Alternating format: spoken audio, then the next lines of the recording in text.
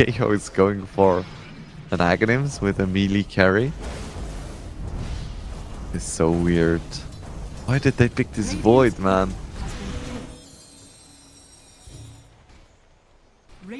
I am highly bamboozled. They get the jump onto Jewel Race. He should be able to get out, right, with the blink? Yeah, he's gonna be fine.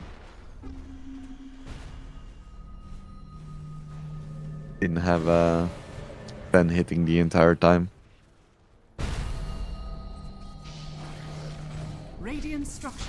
GBC ready with Echo in the mid lane. Radiant's top tower is under attack.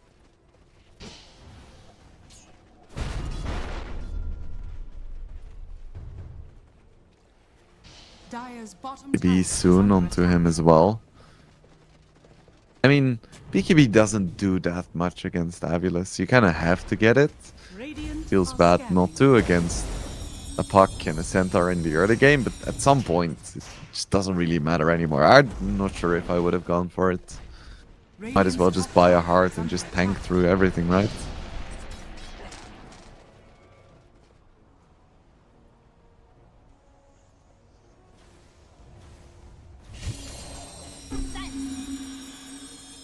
It's not gonna be a Linken's for a Puck, it's just gonna be a Neon Disc. More of a catch-all option. Also stops you from dying to Echo Slam, which is nice.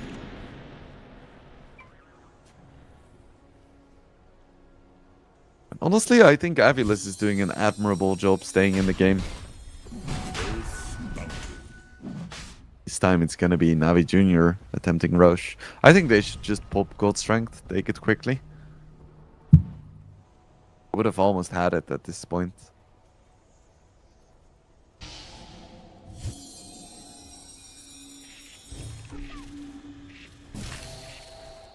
Dire's bottom tower is under attack. Radiant Easy are going scanning. for a Yules. Dire are As scanning. support Weaver, your job is just to be as annoying as possible. Radiant's middle tower is under attack. Go. Now we pop the Gold Strength. Roche is gonna fall very, very quickly. Aviles isn't close enough to do anything about it.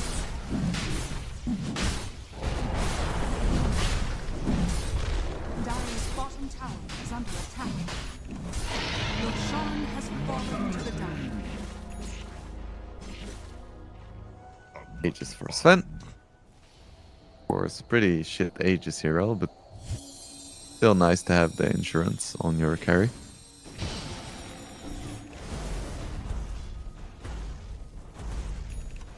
Dire's bottom tower is under attack.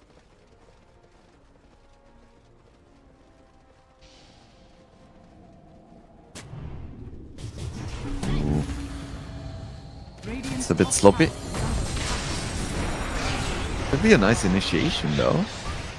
12 Yules from Queasy. Nice Echo Slam. Secures the kill. Lasso onto the Void. Do they have the follow-up? He does have the BKB. He is going to be able to get off the Chrono. Beautiful onto both the Earthshaker as well as the Sven. And they're going to be able to take the first life from the Sven. Earthshaker has to tuck his tail and run. And they should be able to get the Sven a second time. No, he gets the blink out. Is he going to be able to get away from this Jewel Race? Blinks forward. Gets the catch onto the Shadow Demon. But it looks like Navi Jr. is gonna be able to escape here. The fight did not go their way and they lost the Aegis, but didn't lose anything else.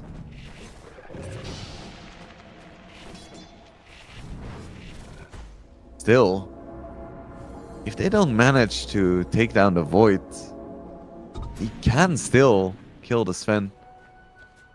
If you have the Puck on top of the Shadow Demon and the Void hitting the Sven in Chrono, I think that's a winning recipe.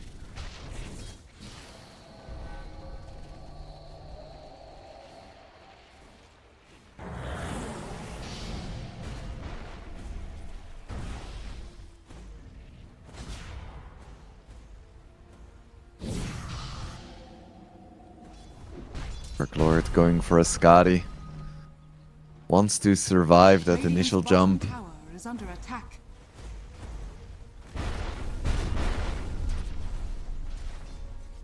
Does feel bad.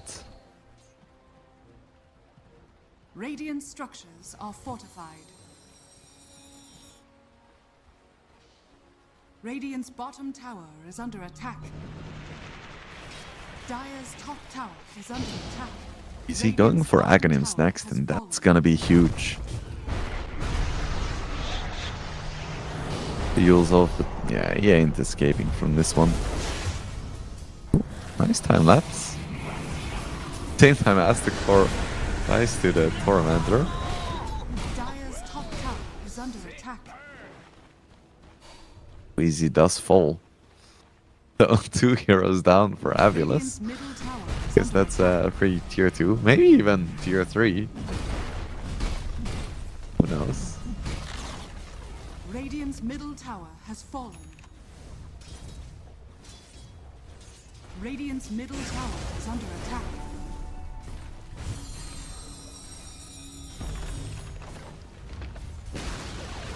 Radiant's middle tower has fallen. Radiant's Gold middle strength barracks are bolt. under attack. Tier 3 falls. Radiant's middle barracks has Range fallen. Rex falls. I think the Rex is gonna fall as well. This is so sloppy. Radiant's middle barracks has fallen. That's a little whoopsie daisy.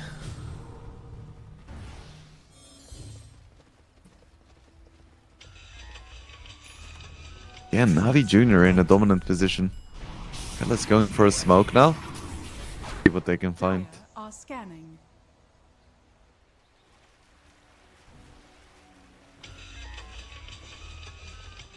Radiant are scanning.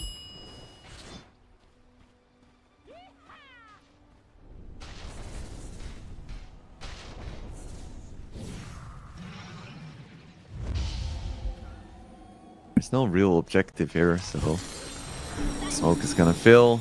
It's just gonna push out some waves. But nice map movements by Navi Jr.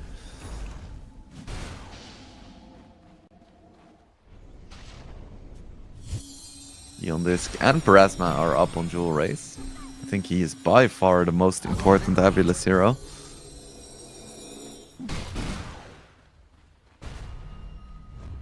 Shiroi Kiri is basically 6-slotted at this point. Smoke from Navi Jr. Might be able to find Aztec core. Don't think that's what they're looking for. Yeah, they know he's here. Go for the Dire's Wind top Gate tower though. is under attack. Isn't gonna be able to complete it. Down he goes. Radiant's courier has been killed. Double damage.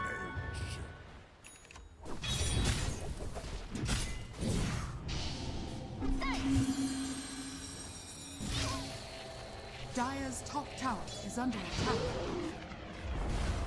Dire's top tower has fallen.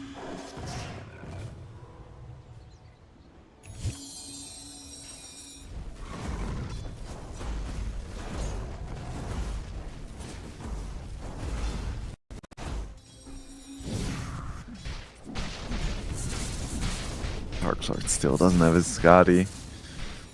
You can do it. You can do it. I'm still quite far away from Weaver as well.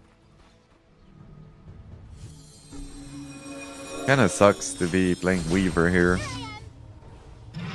You really want those items, but there isn't a lot of space for you.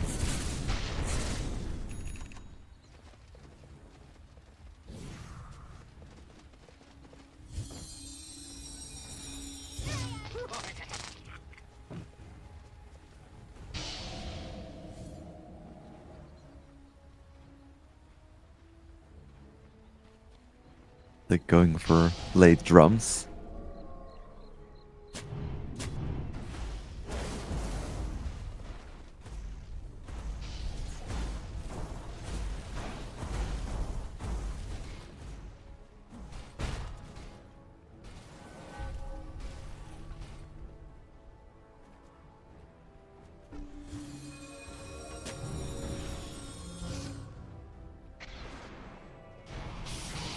There is no Roche, no Aegis, no nothing. Navi Jr. really wants this tier 3.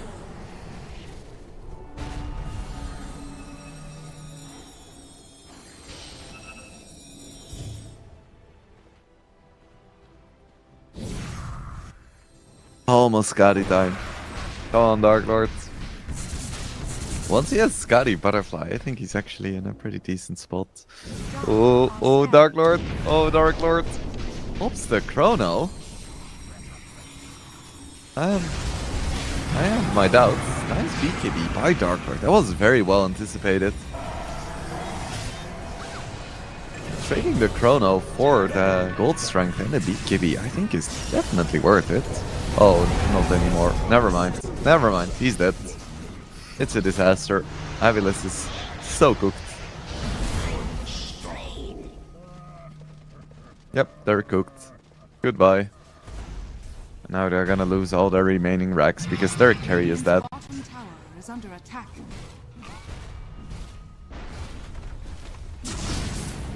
Yeah, this Void pick was absolutely terrible. Centaur dies as well? I think it may just be over. Radiant's bottom tower has fallen. May very well just be over. Radiant's bottom barracks has fallen.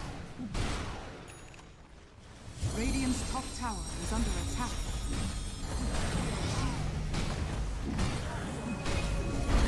Radiant structures are fortified. Radiant's top tower is under attack. Radiant's top tower has fallen. Dire's bottom tower is under attack.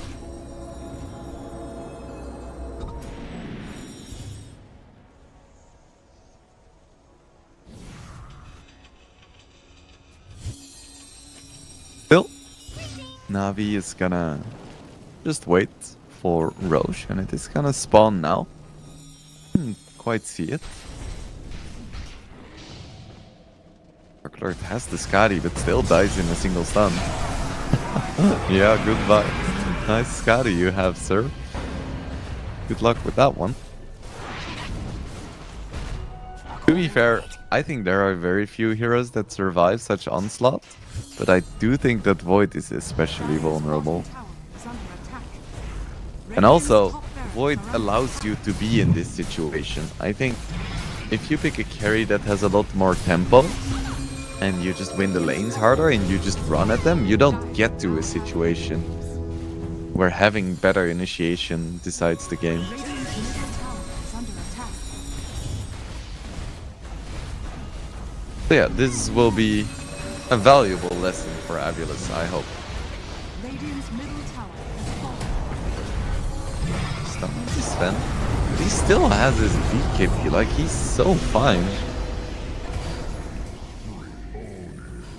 There's just no damage left because all of their teamfight prowess is in the Void. And Void is the only target that has to be focused. So Navi is just gonna... We're trying to hit the throne. But Void is respawning in 2 seconds. Oh, so awkward. Roy still has his BKB, so he's fine, I think. Radiant's ancient is under Void attack. gets tracked. I can't do anything, can't remove it. Only Centaur can, but he's dead for 45. That's a bad deal.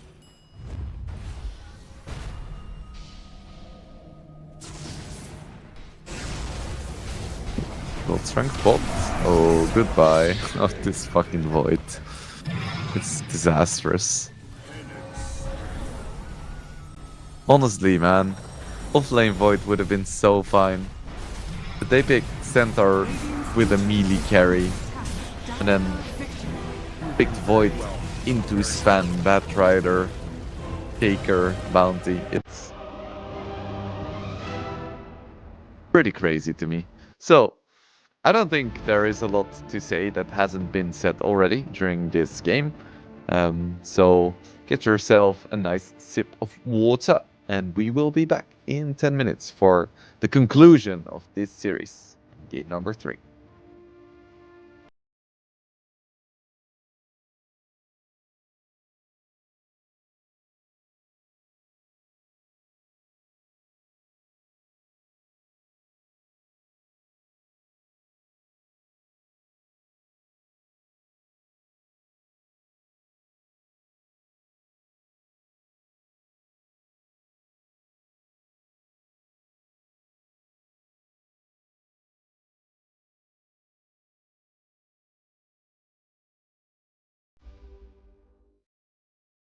step ahead.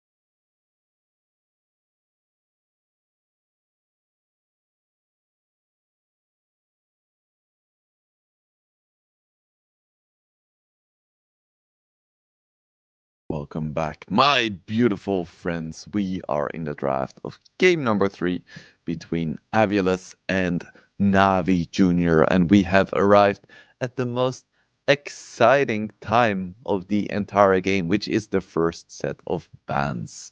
Amazing. I really look forward to seeing what these teams have cooked up in the break, which amazing novel ideas they have. Oh my god, a first ban. Batrider, this is glorious.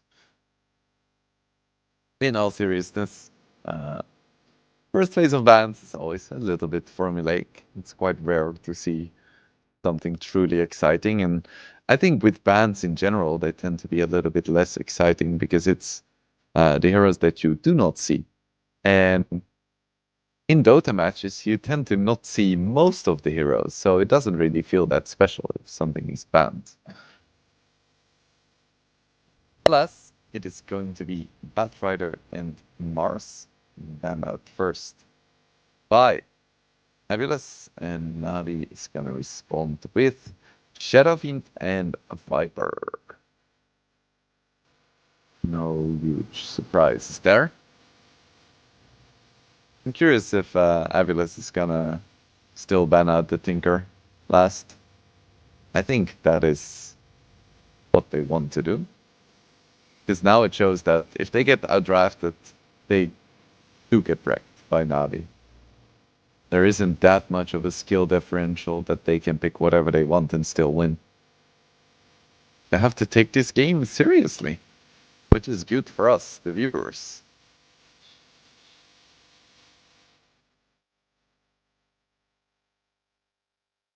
Shadow Demon ban as well. I thought the Shadow Demon first pick was a little bit weak, but then they made it strong again by picking Centaur and Void into it, so that works. They didn't ban the Tinker. Did not ban the Tinker. See what else is still in the pool. They could go for Puck again if they want to. I don't think that's spicy. That's good. But it's in the pool, and it's one of their favorite heroes. And I think, honestly, they played it well. I don't think Puck was the problem last game. I think there were some other issues. Maybe Beast. Beast first pick. I do like Beast. There we go. There we go. Let's see if they get punished for it. It's been a while since I was excited about seeing Tinker, and I don't think I'm actually excited. I'm not excited about the hero in itself. I'm excited about my prediction and seeing if Avulus has a good plan for it.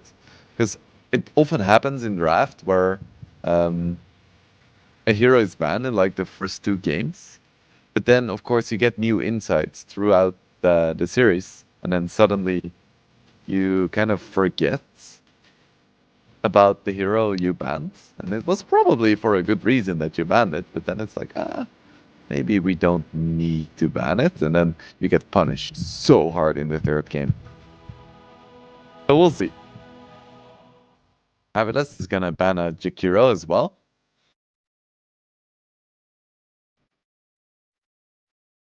Which other Navi hero do you want to take out? Potentially Tiny. I would ban out Tiny. Maybe even Bounty. Bounty Tinker is always so annoying. Of course, it's a bit better now that Tinker doesn't have heat-seeking missiles anymore. I'm not sure if all of you are old enough to remember, but I remember the times where you were playing against the Tinker. They would max the missiles, you get tracked, and you just die. If you cannot dispel the track, you just die. You're running around as like a level 5 Crystal Maiden, you get tracked, and 300 damage, 300 damage, 300 damage, and down you go with bonus gold. Horrible times. In Ranger is the next ban for Aviles. I think one of the most... Actually, it's... Aviles has been playing a lot of Wind Ranger. I don't think Navi has. Yeah, they've barely played it. Played it once and they lost. Bit of a curious ban to me.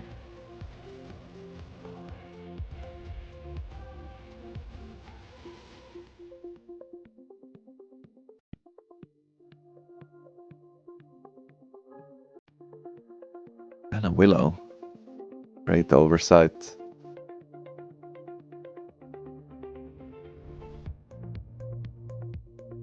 What is the pick gonna be?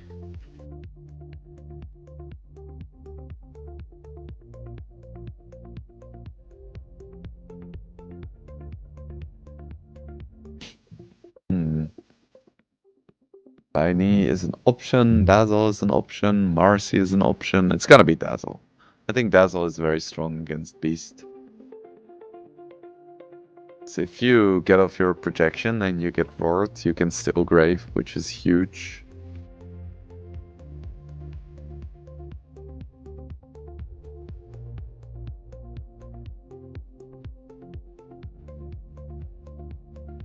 What is the response gonna be to Dazzle?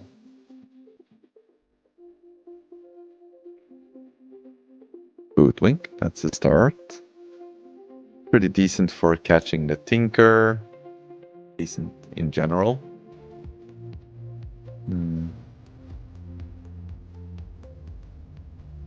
What worked well for Aviles in game number 1?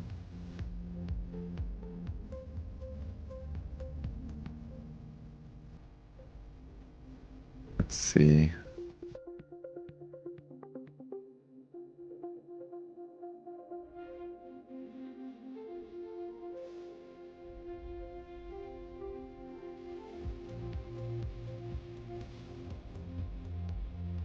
Cannot find it. Oh, it's Ancient Apparition. Well, even if I saw that, I wouldn't have been able to predict it. In game number 1, the TA worked very well. I don't really think you want... TA into Tinker could be okay.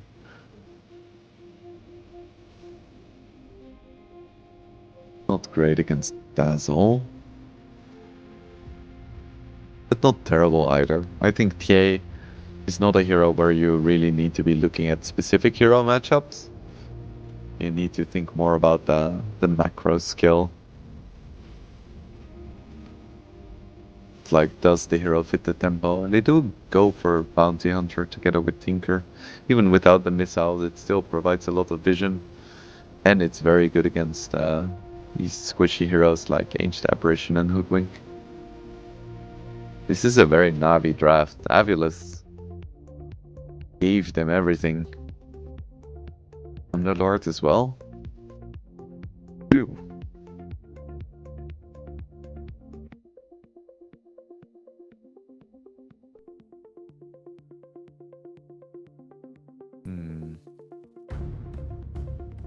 What do you pick into this? It seems so annoying to deal with all of these heroes.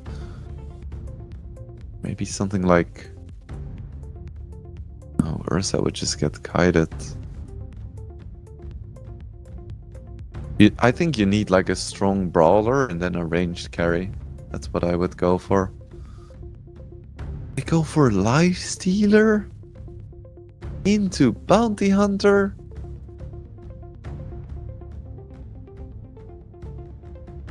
I do not get it. I do not get it. What's up with Aviles' carry picks? I think this is terrible. Like, yes, you can ignore the laser, you can deal decent damage to Underlord, but terrible against Bounty Hunter in lane. Bounty Hunter is probably gonna get like a Solar Crest or a mech or a 4-staff, so you get kited. You picked it into a Dazzle? I do not like it. I do not like this pick. This could cost them the game. They ban Sven next, but there is so many heroes with great matchups against Lifestealer. Of course, you do already have the Ancient Apparition, so you don't have to worry about Morphling. But I think something like a Terror Blade would just absolutely decimate him.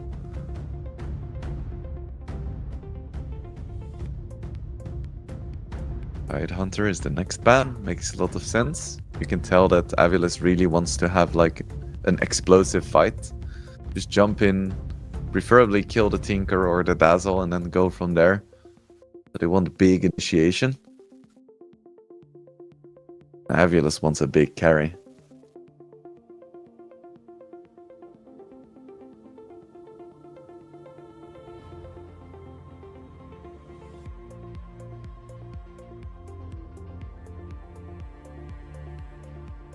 So which terrible carry matchup do you want to ban out here? Weaver. Weaver is also a terrible carry matchup. That is true. EA is not that bad because you can buy Radiance, but still not great. Ursa would absolutely shred him. Muerta, I think it's even. Wouldn't worry about that one. Razor, absolutely shred him. Ez would probably shred him. It's pretty terrible. Brewmaster is the final pick. I thought they needed initiation, but this could work as well. Just a lot of pressure in lane could work. Limits the options for Navi. Still think they want to get a range carry. Probably one that buys a BKB at a reasonable point or has a dispel. I think Ursa is the pick here. Ursa is so good. You can even get Aghanims to get rid of the roar. You like two-shot the supports, you do okay in lane against Brew. For me, there is really no question.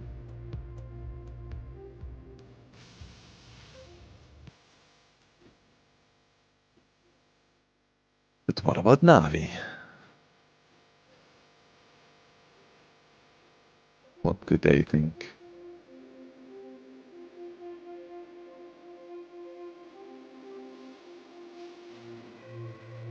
$25 left. Is there another hero aside from Ursa that would have a similar effect? DK is decent, I guess, if you want to.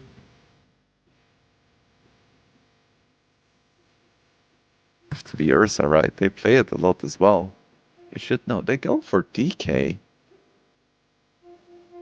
I thought Ursa was so much better. I think DK is still a winning pick, but I just don't get why you would go DK over Ursa here. Oh well. DK it's gonna be. I still think that Navi's draft is a lot better. I think they have all the heroes they want. And I just don't think Aviles' draft is that cohesive. It's mostly just a lifestealer though. I don't like the lifestealer. I think Brewmaster is fine. I think the Ancient Apparition plus Hoodwink can be fine. Like if you make sure that the rest of your heroes can actually frontline and you have some sentries in certain choke spots so Bounty doesn't get on top of you, I think it can be fine. I don't think this is a huge draft loss for Aviles like it was in game number 2, but I do think they could have done a better job at not enabling Navi to play the way they want to play. And that's mostly just a fancy way of saying they should have banned Tinker. But we'll see. Maybe they do have the winning recipe to deal with Tinker. Maybe I'm worrying for nothing, and maybe we're gonna get a really exciting game number 3. And Aviles takes it after all. I think we should be about ready to get into the game, and then we'll see for ourselves if Navi has cooked or if Aviles already knows the recipe. But let's see, it's the decider game for which team is gonna join the invited Prepare teams for battle. in the playoffs.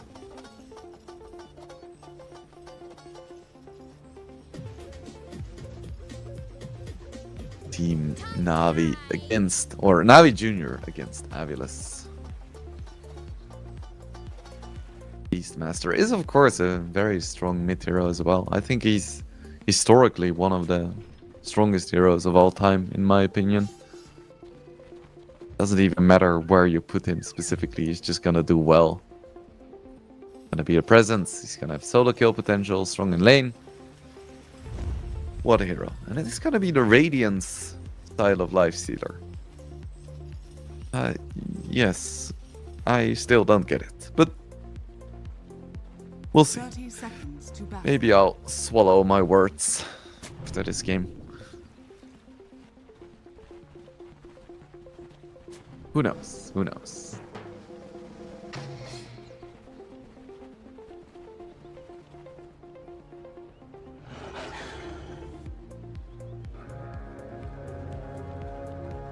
All Navi heroes in the mid lane.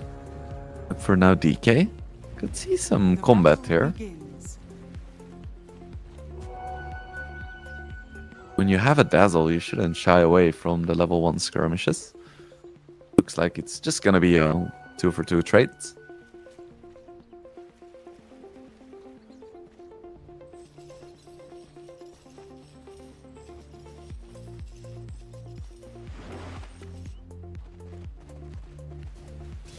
Race already with the double bore. But yeah, double bore doesn't outsee as a tinker, unfortunately. As laser exists. Might be the single strongest mid lane spell.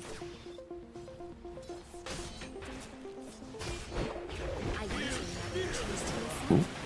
Bit of aggression onto Dazzle. There are worsened trees there, providing a bit of a buffer. One Dragon Tail as well. Hyuga poisons Yael.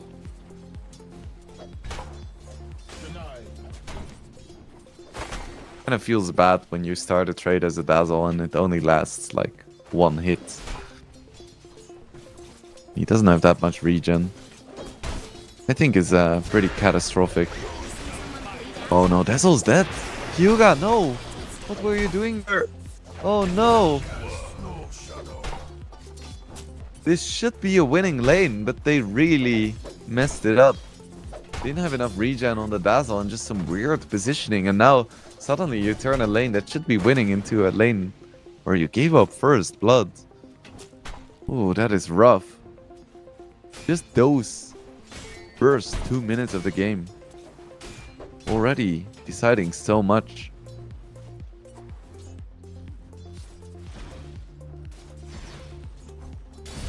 Meanwhile, in the bottom lane, Esticore being hit quite hard here by Gothic. He's gonna survive thanks to a Fairy Fire. Very close. Dark Lord, he doesn't have fun against a Bounty Hunter. He's just gonna lose the gold on cooldown.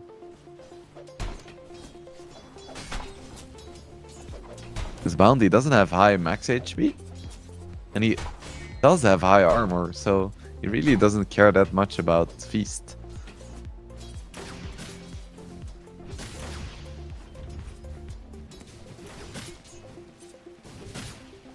Dual Race is having a fairly good time in the mid lane, as is expected.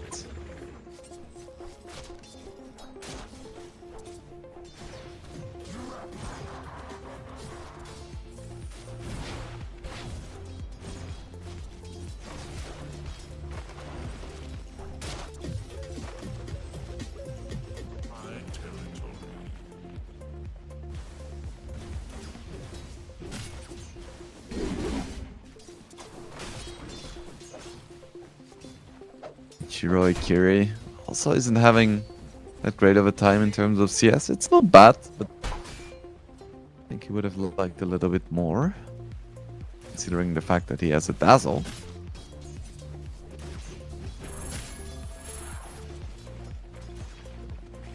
Ray's wisely backing off when the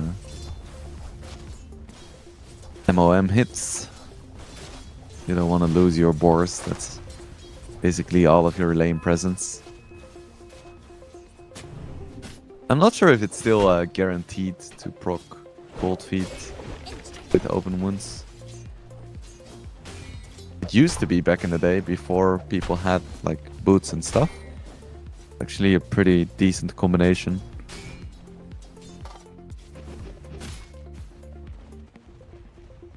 Dire's middle tower is under attack.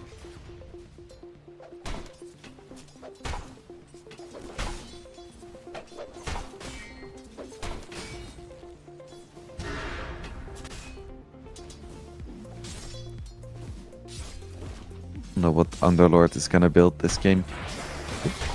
Plus damage onto Yale. Should fall. Oh, that was a long range right click. My goodness. In that case, definitely worth it. Solo XP and the gold for your DK. Gothic looks pretty dead on my screen. Jewel Raise is almost level 6. It's always a big power peak for a beast.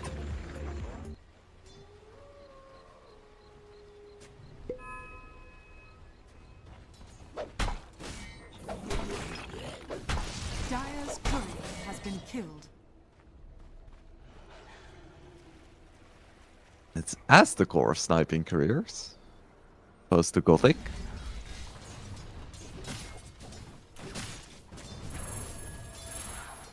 Raises level 6, but didn't even skill Roar. Gotta need it. I want more efficiency. Of punishment onto Shiroi. He is a DK. Needs to be a little bit careful though, because now he's vulnerable.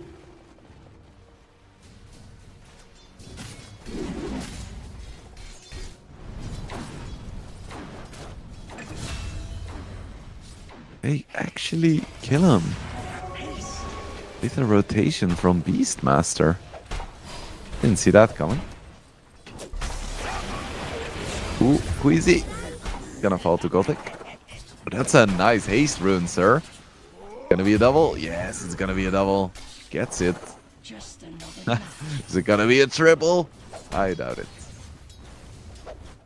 Pluggy move though. Definitely don't mind some golds and XP early on a bounty hunter. Dire's middle tower is under attack. Dire's structures are fortified. This is it! Dark Lord has his phase boots. Next up is a Radiance. No intermediary items.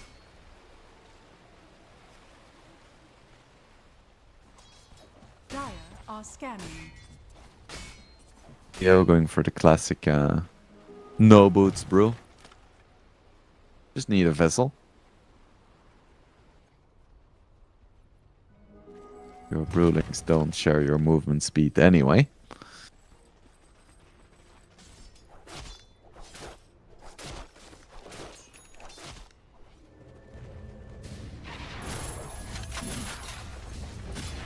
BBC.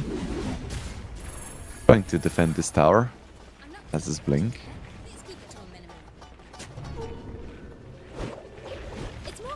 Net comes out, but you know, with the shield, very little you can do. You would need a roar on top of him.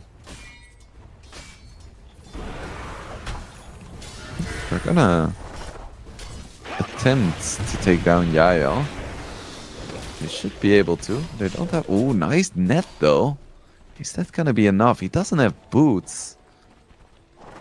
In this case, it doesn't help him. With the Dragon Tail, one more right click, down he goes. So close to level 6. Tower is under attack.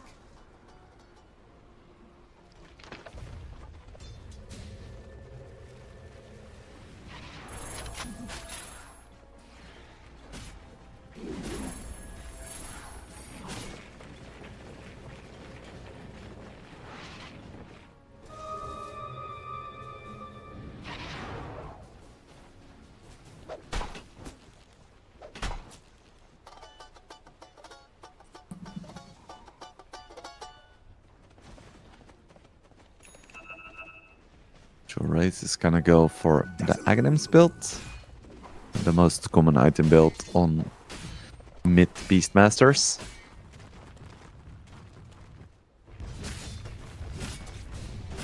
And tier 1 should be falling here very soon. Tinker is good at defending it, but in this case it's just kind of not worth it.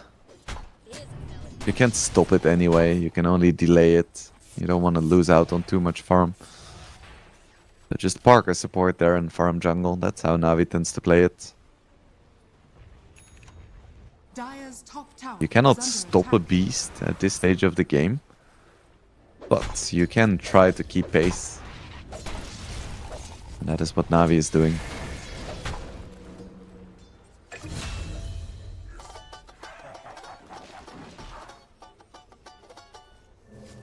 Dark Lord manages to get a nice kill there on Kroll. Yayo is gonna have to pop his ulti here.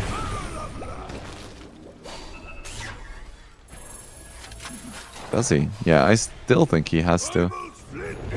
He's just so slow. He had boots there. He didn't have to. 500 gold to not have to use a primal split defensively. It seems like a good deal to me.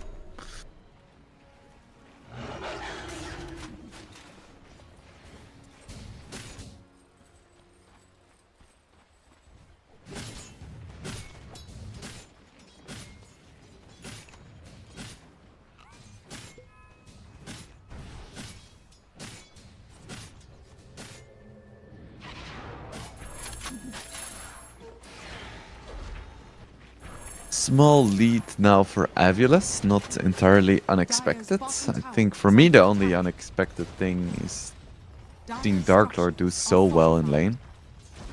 Maybe I underestimated the laning strength of Ancient Apparition. Radiant structures are fortified. He got Aurora and Tinker. Fiend's not enough to help him out. Dire's bottom This was tower is before under Aghanims as well. So it's only gonna get worse.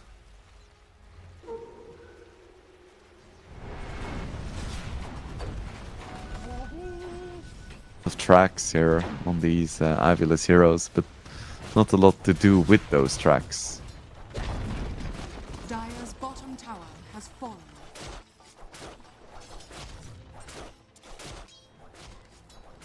Radiant's middle tower is under attack.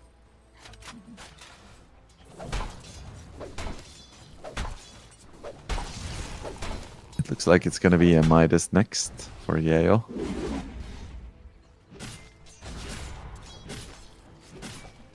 Still think it's funny to see how every brewmaster now consistently buys Midas, even though it no longer gives XP. I feel like they are buying it more since the Dire's changes. middle tower is under attack.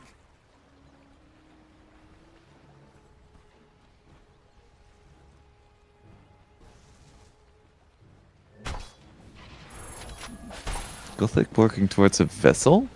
Kind of necessary against Beast. Not that great against Lifestealer because of Rage.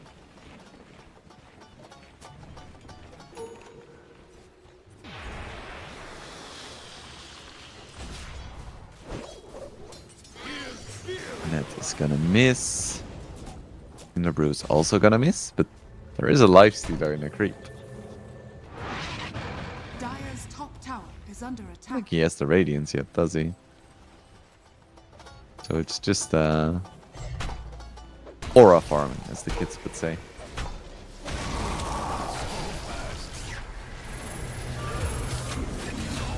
Roar comes out. Top tower is under attack.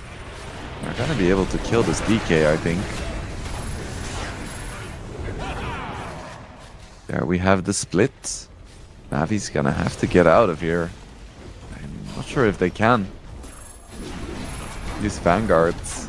Dire's top tower is under Underlord is very tanky though. With the shields.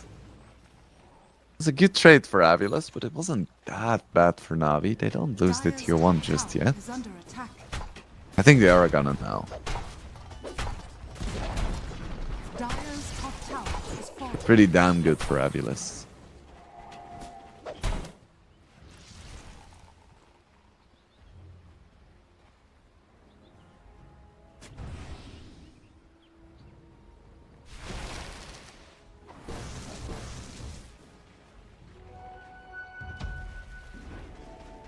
Raze has his Aghanims Radiant's now. middle tower is under attack. Next up is a Blink. You really want to get on top of that Dazzle before he gets the Grave off.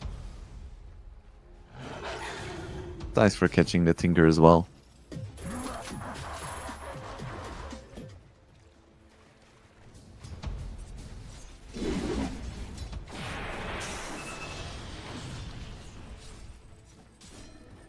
We haven't really seen too much impact from this Underlord as well.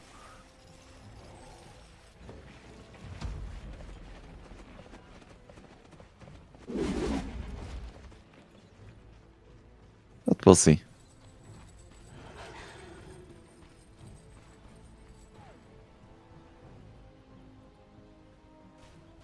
Very difficult for Na'Vi to make plays on the map. Ooh, Tinker got caught. Manages to TP out.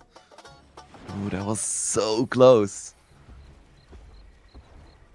Incredible how tanky and slippery Tinker can be.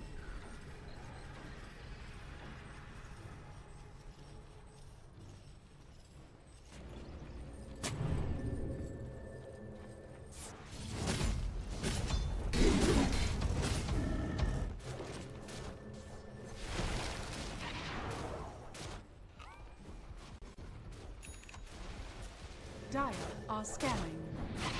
Lord farming so aggressively.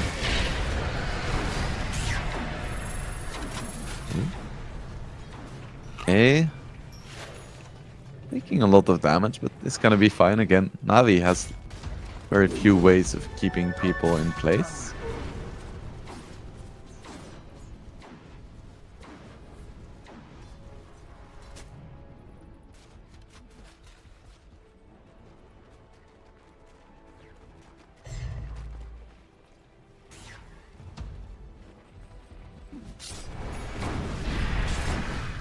Dire's bottom tower is under attack. It's the game has quieted down somewhat. Are scanning. Of course, Beastmaster is gonna do some Beastmaster things, and one of the prime Beastmaster things is going Rogue once you have an Aghanims. Fallen to the radiant. Especially with an Amplify damage rune. This is gonna be probably the strongest point for Avulus. If Na'Vi can weather this storm, I see them getting back into the game just fine. Need to defend, not lose towers, not to give up too many kills. And then once your DK is online, you have your Tinker with a few items and you can start taking fights with track. You're gonna be confident at that point.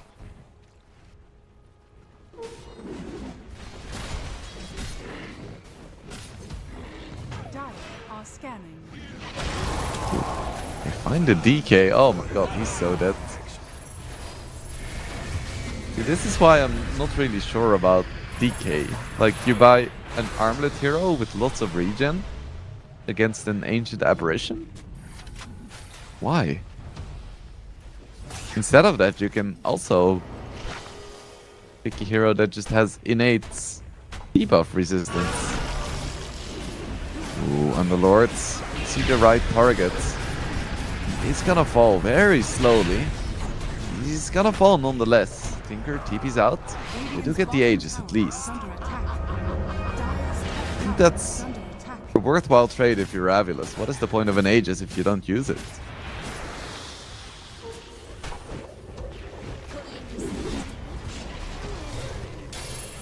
Dual raise. Could be in a little bit too deep. Gets Dragon Tail. Down he goes. Overstayed is welcome there. It's sloppy. Avulus needs to recognize that they're on a razor's edge. They're leading right now, but that is no guarantee. Because they don't have the best matchups going later into this game.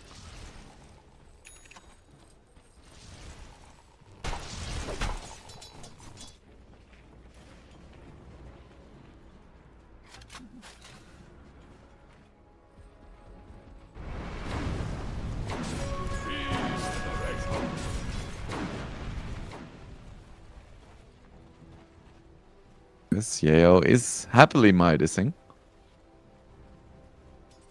Brewmaster life.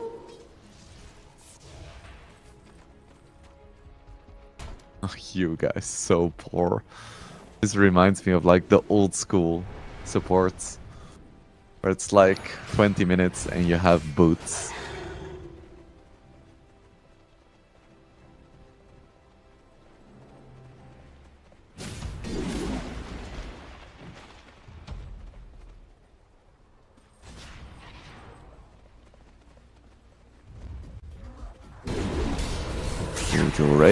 Jewel raised. He had reinforcements nearby. But does he have salvation? I don't think so. And they're not done yet. As they jump in, they find Queasy as well.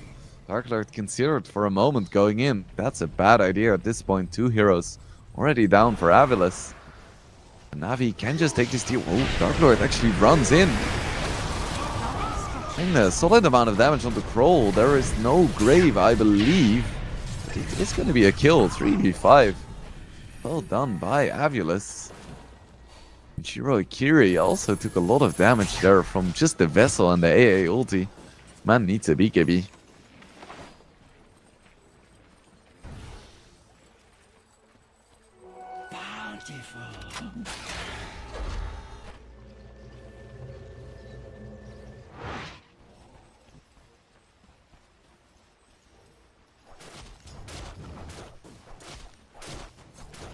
Dark Lord working towards an SNY.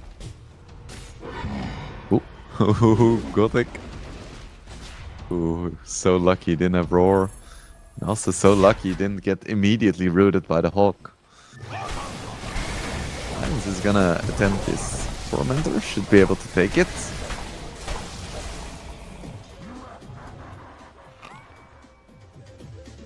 Dire are scanning. Kira almost has his BKB. That'd be very nice for him.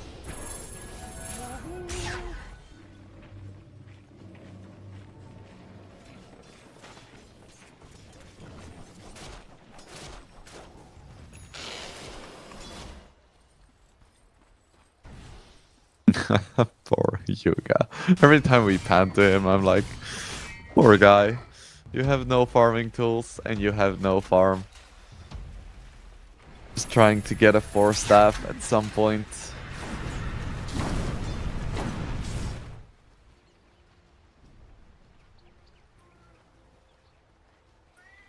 Yes, my kitty joins the cast.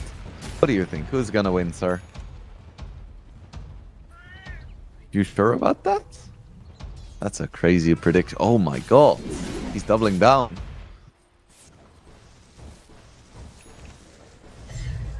Crazy little guy. Does the most unhinged things. Haste and amplify damage on Jewel Race. That's the dream for any mid.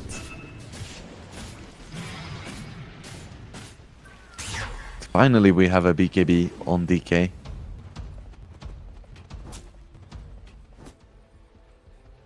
Which means that he can now survive like 6 seconds in a fight as opposed to like 3.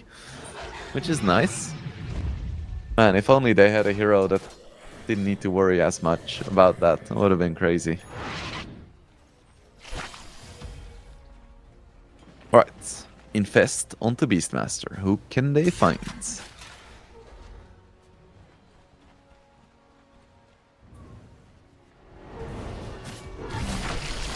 We find a bounty hunter. Don't even need to roar, which is nice.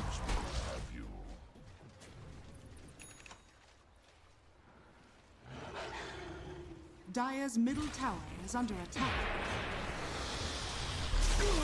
Come on, Hyuga. You can get that 4-staff. You can do it. Dire's top tower is under attack.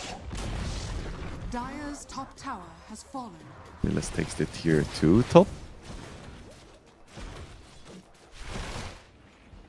Radiant's bottom tower is under attack. Dire's top tower is under attack. Double damage.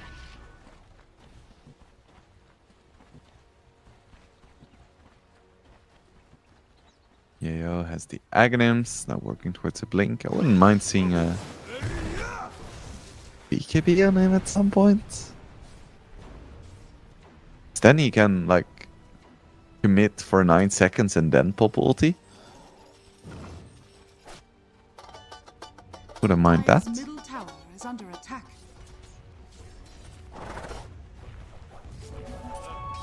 For the merrier.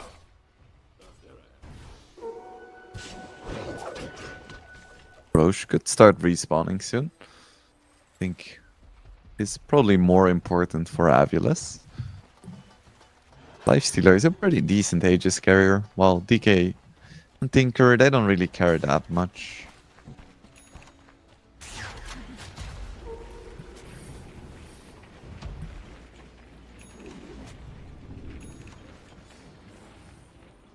Got a crest up of bounty. SNY finished for the Lifestealer.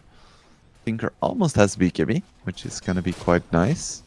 Still vulnerable to Roar though.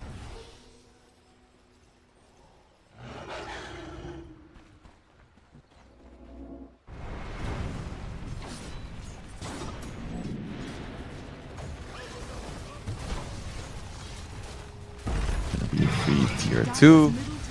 I reckon Roche is next on the agenda. Radiant are scanning.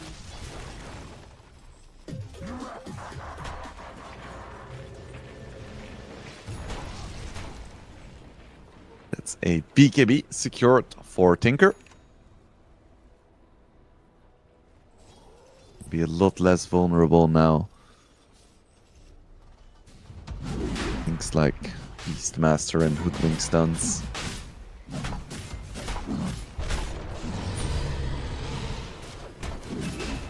Dora comes out and it looks like Navi actually wants to contest his DK form already popped.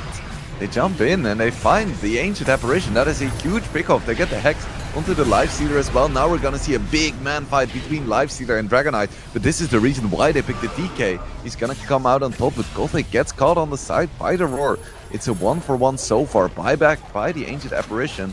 The Brewmaster ulti is starting to run out. They do manage to clip the Tinker with the ulti. Jump back in by the DK and they manage to kill the Beastmaster. Underlord getting incredibly low. There we have the Grave though. He's still alive. Is there another shield? No, he does go down to the Radiance. And now it's actually DK who's in a little bit of trouble. Doesn't have form anymore. It's gonna fall.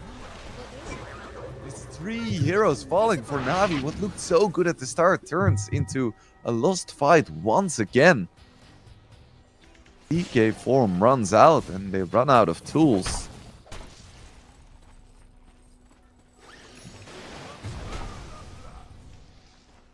Radiant's bottom tower is under attack. There we go. Avulus gonna finish off this Roche. At this point, Navi is almost respawned, but I don't want to contest it anymore. Radiant's bottom tower is under attack. Roshan has fallen to the Radiant.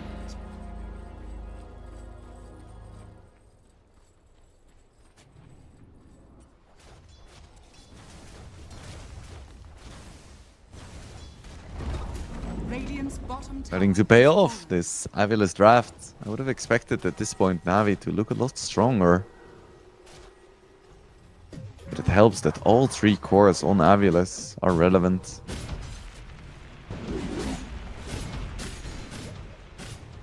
Feel like the Underlord's really lacking behind somewhat.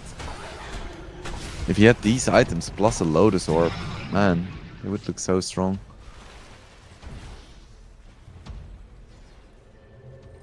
Oh, Gothic. It's off the track. He doesn't care. There is a steal.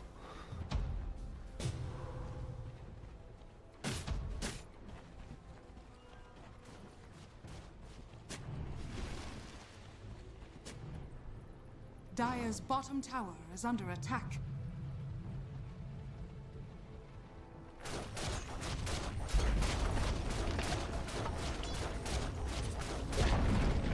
Dire's bottom tower has fallen.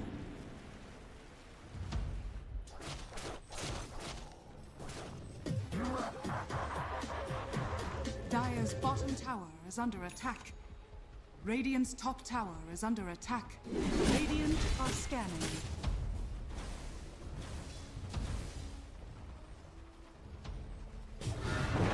Ray's working towards him. Oh, that was a nice accidental dodge. And now they get the roar onto the Dragon Knight. This is pretty much the perfect start of a fight. And he's immediately gonna die. Oh man, that was so lucky getting the blink. Not sure how that would have gone had they gotten off the Dragon on him. They could have just killed him right at the start. Would have been a completely different fight. At this point, DK is just so poor. Is under attack. Just 14k net worth at almost 30 minutes? Pretty bad. This stage of the game. And what is stopping Aviles from hitting your tier 3? Nothing. Dire's top Oda Crest as well, 2 boars. Pop Rage, deal some damage and go back. No problem at all. Maybe heal up. Want some jungle creeps and then go right back. You have all the time in the world. Radiant's bottom tower is under attack. DK farm popped as a farming tool.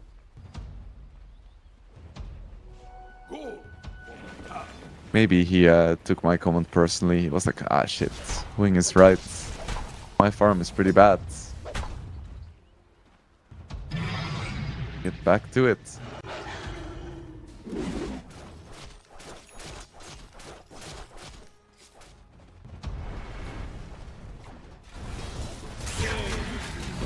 We do manage to find a pick off onto the Brewmaster with the till end Top barracks has fallen. of the DK form, but at the same time they lose a range rack stops.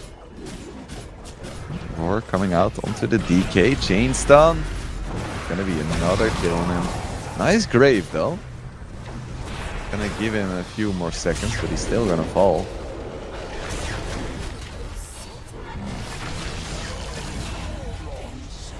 Oh, GBC needs to TP out. Needs to TP out. Oh, it's so close! He's gonna make it! Oh my goodness. That would have spelled disaster for Navi had he died.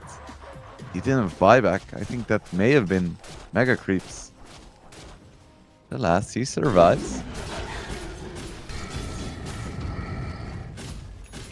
This game drawing towards a conclusion. Conclusion that is not too appealing for Navi.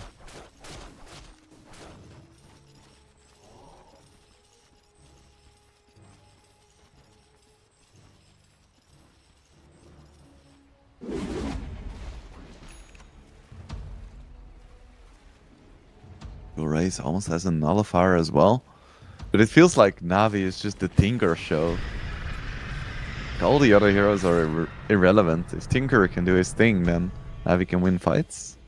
But if not, well, there are no other cores. And I'm still frustrated about them not picking Ursa.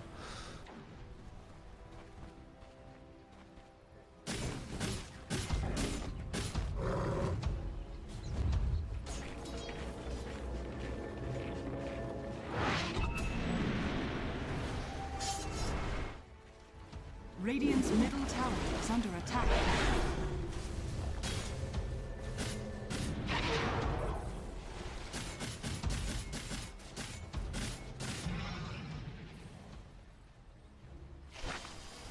Smoke coming out from Aviles. They get a jump, yeah. It's a one fight. Pretty much any hero they find is a one fight. They get the jump, they start 5v4. All they need. Their lead will carry them the rest of the way.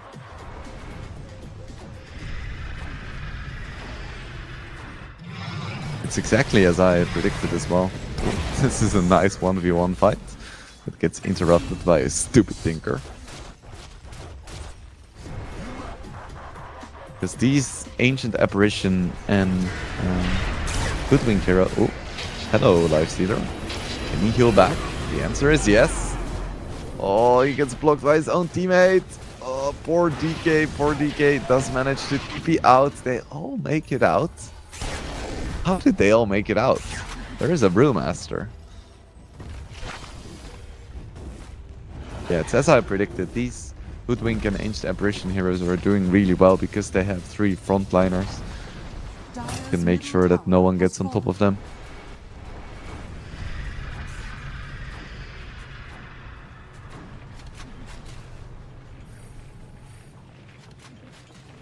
Dire's top barracks No are under Aegis to speak of, so Ivilis is gonna go back. Just gotta keep pressuring the map, and then when Roche hits, you take the Aegis and try to take the remaining few buildings. You'll find Jewel Race though. He has a BKB. He's gonna have to pop it soon. Queen's Gate is in a bit of a strange position. Can they cancel the TP? No, they cannot. That was like 0.1 second. Very, very close. Would be nice if Tinker had a Hex.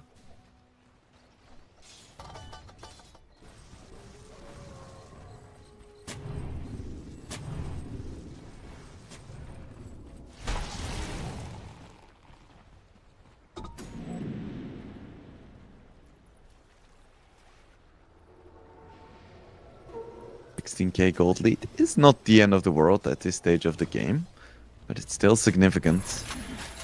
The biggest differences being like the full item discrepancy between Lifestealer and DK, and of course the difference in support gold.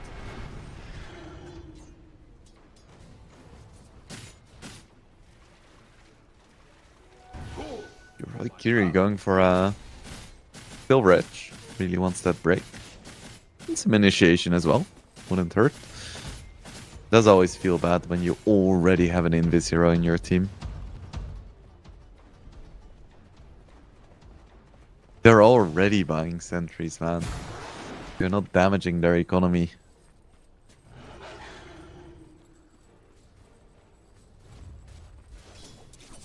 First item force on Dazzle is appreciated.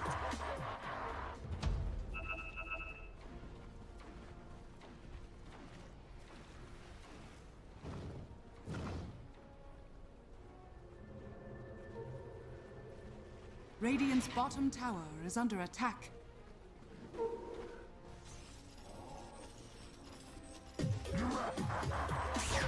Lords. Solo smoke from Hyuga. Not sure. Radiant's bottom tower is under He's attack. reconvening with his team, of course. Both Underlord as well as Tinker can join at a moment's notice. Don't have that many stuns. They would have to execute it almost perfectly. I now see the Beastmaster as well as the Hoodwink. The quick first kill. Actually, he gets off the Yules. Still alive. He just survived. That is incredible. In fact, it's gonna be the Underlord and the Bounty Hunter falling, and Dazzle ain't gonna escape either. Would have been such a nice start to the fight, but they just didn't have enough damage. Now it's 3 heroes falling. You don't even need Roche. There is buyback on Underlord. There is buyback on the supports as well. Dire's middle barracks are under attack. You're gonna have to use it, I think. Dire's middle barracks has fallen.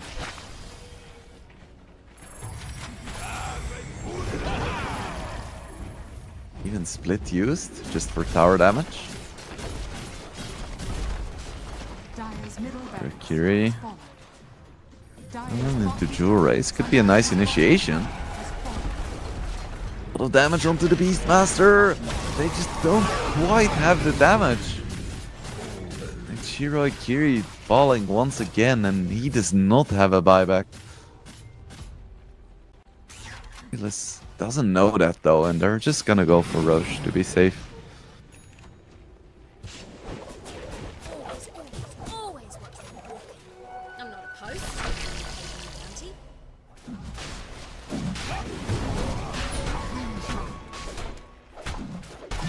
Wonder who they're gonna give this to. Gonna be Dark Lord or Jewel Race. Your song has fallen to the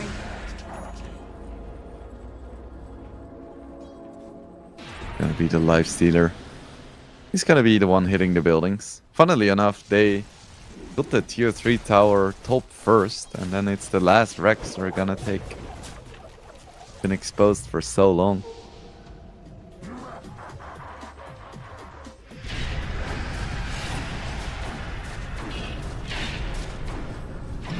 Crimson Guard spot. There's not gonna be any real pushing. But foreseeable few seconds. Jump in from Jewel Race. Manages to get the jump onto the Dazzle, but he already got off the projection, so gonna have to walk away from this one. Good response from Hyuga. This could be a really nice fight initiation. Navi in general. Oh yeah, Io jumps in, pops his ulti. Trying to jump onto Tinker, but he still has his BKB, so he's gonna be more than fine. In fact, it's Yeo who's getting a little bit low here. Rulings are tanky, but are they tanky enough? Yes, they are. Gothic. It's Grave. Dark Lord now dealing damage to Kroll very slowly. Very slowly. No one is dying. We get the stun now onto the Lifestealer. Buyback. A Bounty Hunter. Alright, once again, DK getting solo, gets great, but if he gets hit by the AA ulti, he's gonna die. I'm not sure if he got clipped, I think he did not, but he's still gonna die. Buyback by Tinker, they finally caught JBC, or GBC. Do they have enough now? Now it's Beastmaster getting very low, he doesn't have an Aegis, can they get more here? Dark Lord out of mana, they get the Ancient Apparition as well, it's gonna be Dark Lord against the world, 1v4. Is he gonna be able to escape from this one? I think he should be able to. He has Rage, he has a TP. He's not gonna be TPing away, he's gonna be taking the fight to Navi. Can they take down this Underlord? He's incredibly tanky. Aggressive infest, do they have the damage? 400 HP, 250. There comes the Grave. Now there is gonna be another Rage. He doesn't manage to get Kroll. And he's just gonna TP out. My god, these fights. The throne is almost dead at the same time. Not unimportant. You kind of want to keep your throne alive. This Navi lineup doesn't have the best Mega Creep defense. Their cores are totally fine. But their supports are pretty terrible at pushing. I think that should do it. I don't see Navi coming back from Mega Creeps here. Always difficult, even if you do have a lineup that is expertly suited to the task.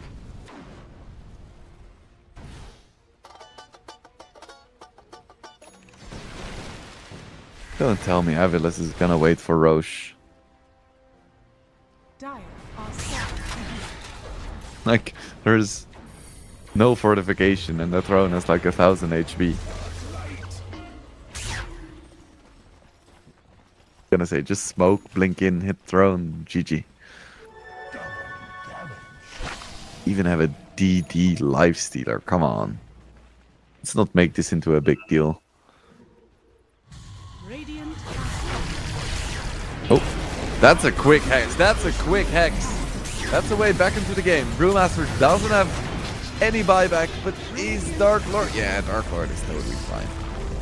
Dark Lord is fine. He finishes off the game. No fortification. And Aviles is gonna join the top teams in the playoffs. Navi gave it a valiant attempt. They had their heroes, they had their playstyle, but ultimately Aviles was too strong. I do think there were some cracks in the gameplay of Aviles though. After game 1 I expected them to just steamroll Navi in game number 2. Then they picked a pretty terrible draft, and even game 3 felt like they made it a little bit harder for themselves than they potentially had to. Regardless, the result is what matters and they take the W. So we're gonna go into a small break and then we have another decider match for you guys between Inner Circle and Team Shpilit. So get yourself a drink, I certainly am, and then we will be back with the final best of 3 of the day in roughly 10 minutes. So stay tuned. We will be back.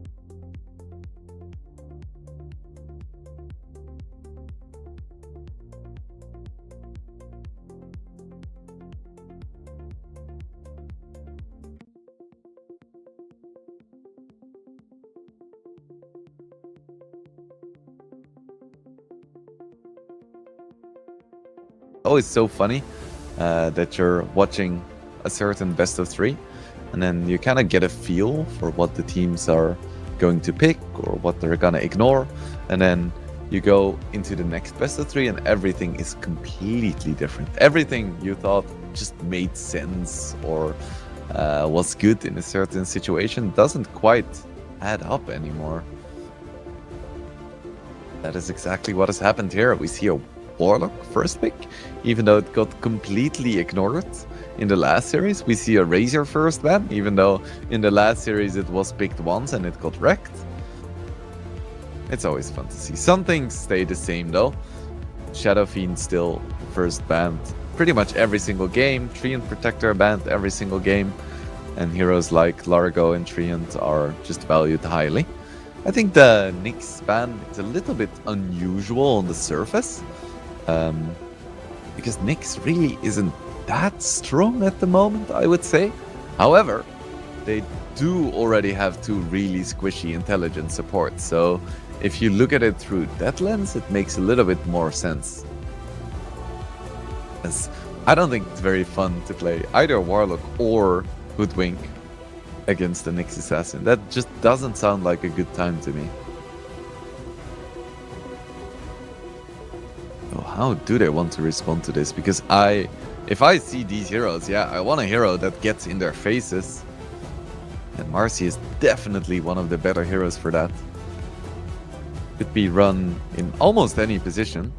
And in almost any position, he enjoys hitting both furries and old man. So that seems like a good pick. Curious where they're gonna put it. They have some flexibility, of course. That is always nice to have in a draft. You don't want to be super predictable. And this is another hero that we haven't seen at all picked or banned in the last series. The Timbersaw. There is no like obvious counter just yet. Like they don't have any strength heroes. They don't have any like super weak laners.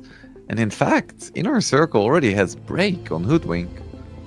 So that is curious. Of course, Break isn't what it used to be against Timbersaw. Because back in the day, Timber really depended on his reactive armor. You would max it, and then that's what made you tanky. While these days, it's nice to have, for sure.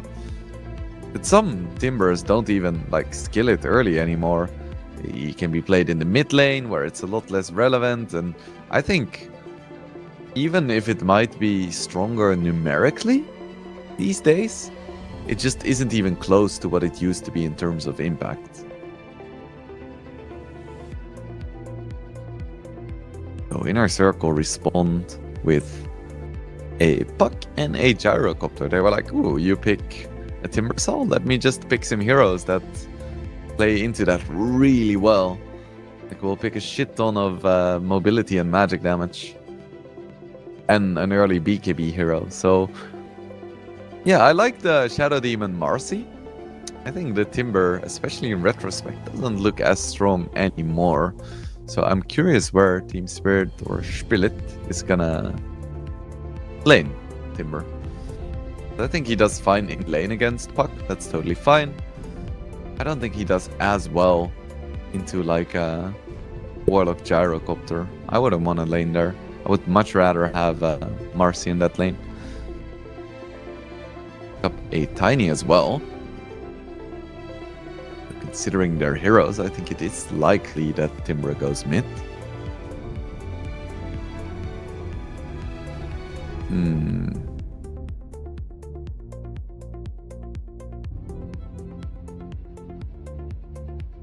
What is the response gonna be, and what is the carry gonna be for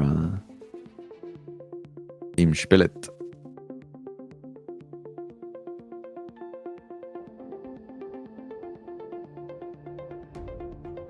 They do have their... I think their offlane is probably gonna be Tiny plus Marcy. Just really want to get in your face. Having double toss back, a lot of stun, a lot of magic damage seems really good. And they have the Timber mid, they have the Shadow Demon position 5, so they just need that one hero that brings this draft together. Not gonna be Kez, that's for sure. Inner Circle takes that out of the equation.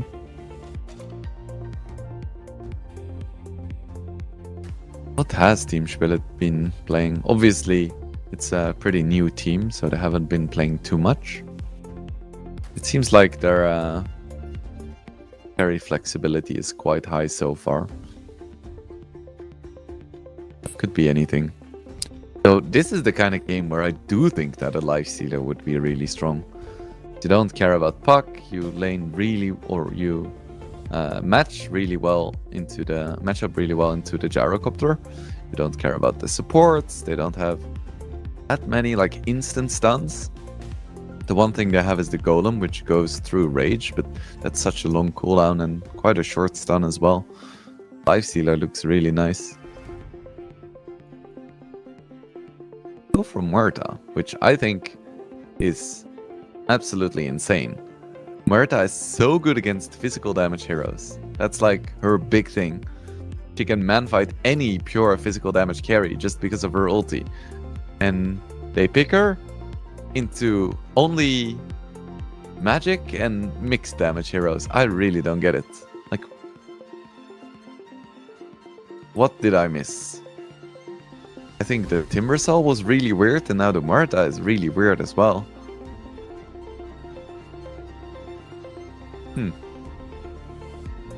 I mean, I do like Muerta as a hero, I just don't think this is the game for it. So already I'm really favoring this Inner Circle draft. What is their final hero gonna be? They have plenty of time. They need an offlaner. All of the great ones are already banned, like Largo and Mars. Slardar into Muerta doesn't make any sense for the aforementioned reasons. Phoenix offlane. I think that's good. The only one who can hit the egg is Muerta. Because Timber isn't... I guess Marcy as well. Maybe it's not as good. Marcy and Muerta should be able to take down the egg really easily. Never mind. I take it back. Maybe Tide Hunter? That could be too cooldown dependent. Let's see, what else do they have? Underlord is decent.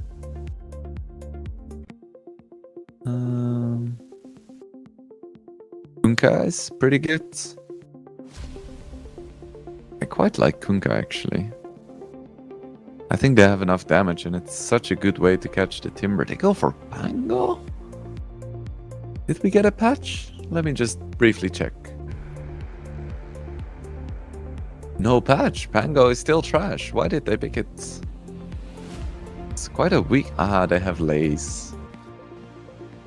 They have Lace. Okay. I can respect it. Fine. I still think there were better heroes, potentially. But, you know, it's not too bad. It's not too bad at all. I think overall their draft looks really good. Mostly because I think that the Team Shpilit draft just looks really weird. I think the Muerta made no sense, and I think the Timber is really weird as well.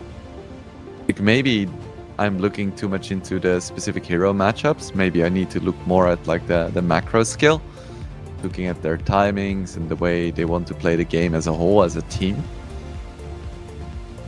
Me? It seems a little bit strange. Although I do like the rest of their picks. I think that looks solid. So, we'll see. Of course, I haven't been able to watch any Team Shpilit games so far. Because, well, they were founded a bit over 2 weeks ago and they played like, I don't know, 5 matches. We'll see what they can bring. I think Solo, of course, is one of the most... yeah, it is the same Solo. One of the most experienced pro players in the world. Ever. However, I think he was always...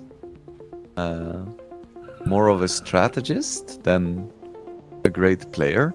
I think his teams thrived under his leadership and his ideas, not necessarily his gameplay. In fact, I think he always used to be one of the weakest Position 5 players mechanically. I'm very excited to watch them play. Oh, wait. I completely misunderstood the assignment. Gonna be a mid tiny. It's gonna be offlane 30 seconds to battle. Timber. It's gonna be a Marcy support. Well, it's pretty close. I actually like that less. I think that tiny mid is fine, but I think the offlane Timber is just so weak. Because Tiny can blow up the supports, but I don't think he can really blow up anyone else. But we'll see. I think it's very interesting for sure. Gonna be a 2-for-2 bounty trade.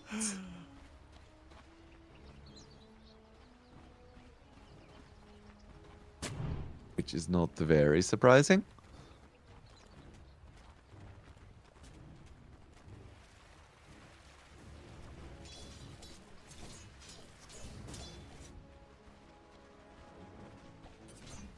He's going for the offlane Pango. Being completely off meta. I do like those Pango players. Who just always pick Pango whenever they get the opportunity and just make it work. Good scouting by Inner Circle. Making sure they don't give up first blood to the Marcy tri-lane.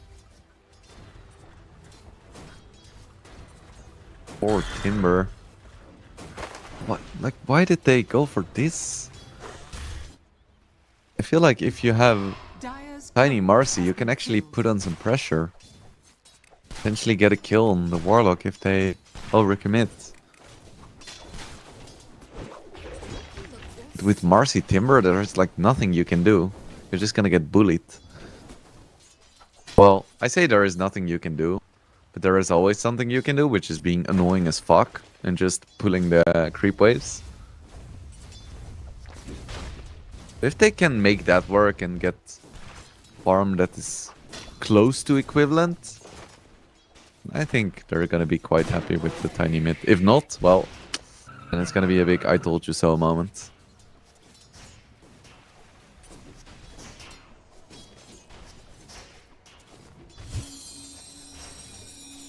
Stoikov, hello. Come on. That was... oh, painful. Oh, is that Pepper Hands? Missing both the deny and the last hit.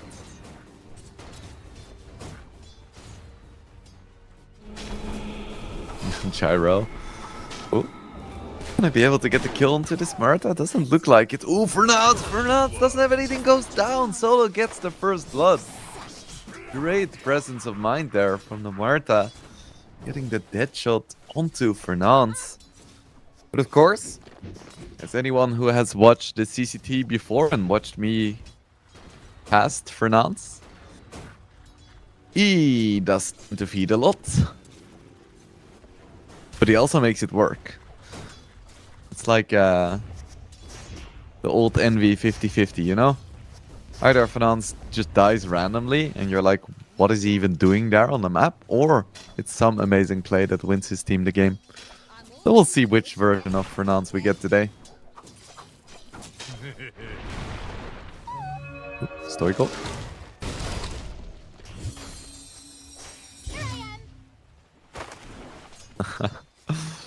Keeping it exciting for us. Thank you, Stoikov.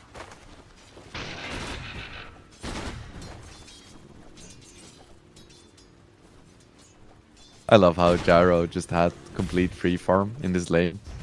And still isn't leading in CS because his damage and animation are kind of annoying at the start. That's the Gyro experience for you.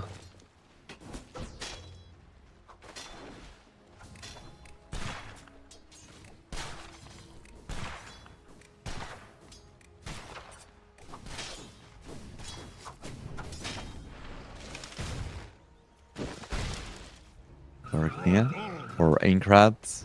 I'm just gonna call him Aincrad. Like, come on. Manages to get the water rune there.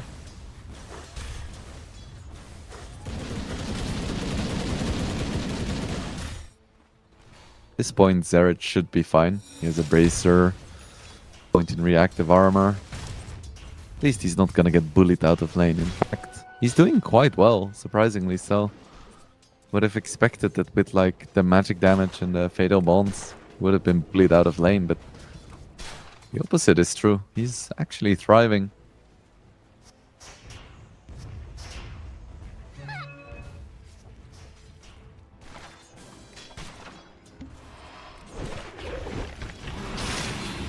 Oop, nice defensive disruption.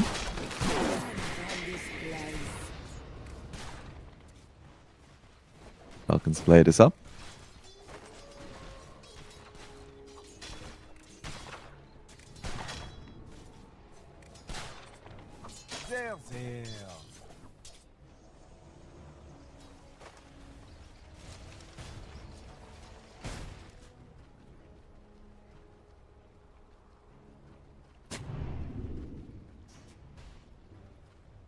Sounds rotating mid lane. No coil just yet, and even if there was, I don't think there is damage. But this is mostly about vision and trying to secure the 6-minute rune, I think. Dire's top tower No, he just goes back. Just runs all that way. No, he is gonna contest. I was like, is he gonna run all that way just to place a sentry and then leave? Let's see who gets the rune here. Could be a big one. Both these mid heroes are ready for a rotation. Dire's top tower is under Stoichkov attack. gets it. Ooh. Marta could be in a bit of trouble. There is a net coming up as well, but nice silence. Fernance is in a lot of trouble here. Definitely overextended. Place. He's gonna have his swashbuckle. Gets the kill into Kisko. So it's a 1-for-1 trade. Not too bad.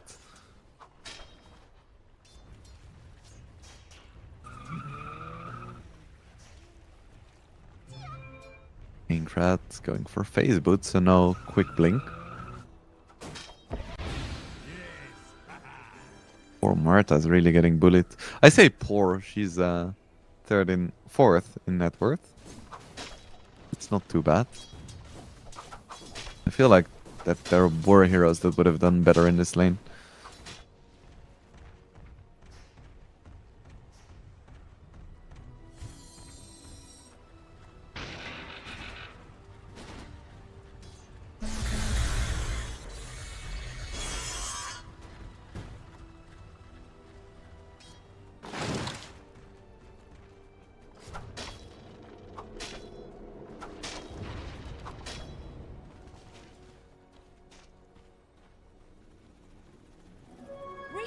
Hello. Dire's middle tower is under attack. Run into the gyro.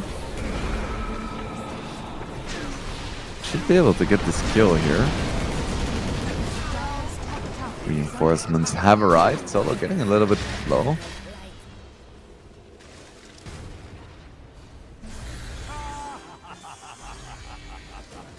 Aincrad should be able to get this Warlock kill at least. Radiant's middle tower is under Double attack. kill for him. Very nice rotation. Radiant structures Big are kill on Gyro. Tried to go for the aggressive style of Gyro, but doesn't always pay off. They should be fine here. Ooh, goes back in. Isn't gonna be fine. I thought he was fine. He had swashbuckle. Radiant Got greedy. are scanning.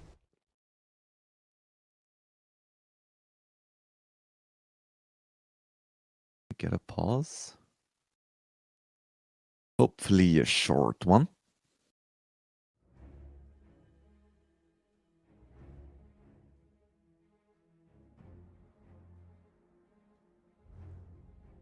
Don't see a reason just yet. So far, pretty even early game. 5-1, but the net worth is pretty even. Very surprised by how well the Timber managed to do in the offlane.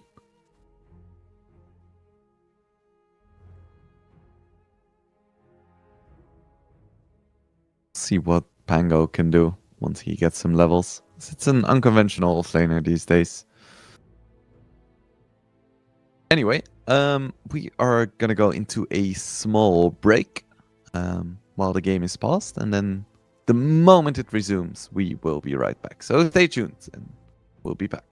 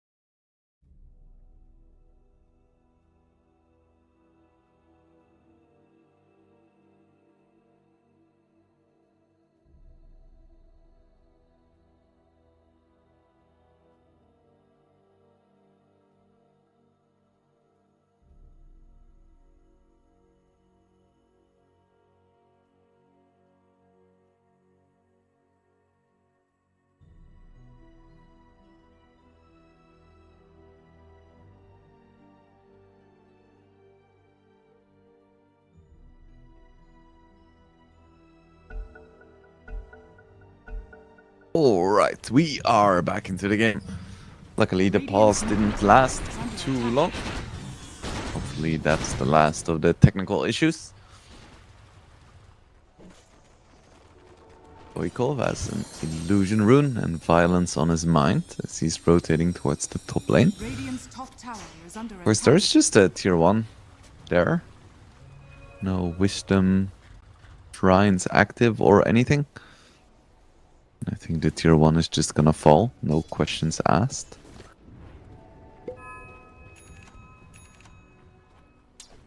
Dire's middle tower is under attack. Dire are scanning. Radiant's top tower is under First attack. item Mjolnir for Muerta. I think Muerta builds are always quite interesting because she's one of the few carries who doesn't really have any innate HP regen. So when she's farming the jungle, she can sometimes struggle with her HP. So you see some players get something like a Mask of Madness. It's gonna be a Maelstrom first for her. Ooh, ulti popped, silence as well. That's a lot of damage. Doesn't look like it's gonna be enough. And ooh, Laze is gonna be completely fine. Could even consider turning around here with a swashbuckle. As well as the Rolling Thunder. Should be a kill on Kisco. No problem. Coil comes out as well on the backside. And it's gonna be both the Mercy as well as the Shadow Demon falling. Radiant's bottom tower is under attack. At least Aincrad gets a haste rune. Dire's top tower is under attack. Dire's structures are fortified. Radiant's bottom tower is under attack. Radiant's bottom tower has fallen.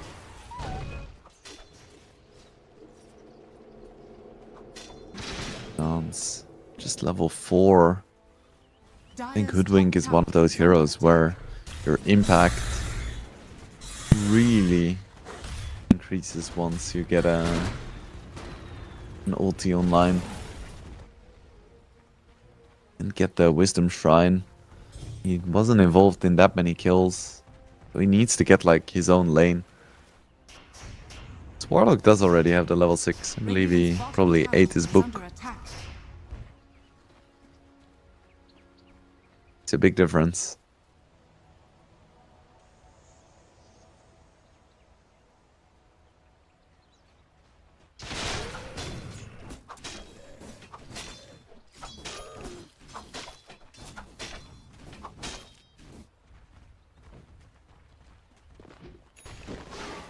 Solo is level 6.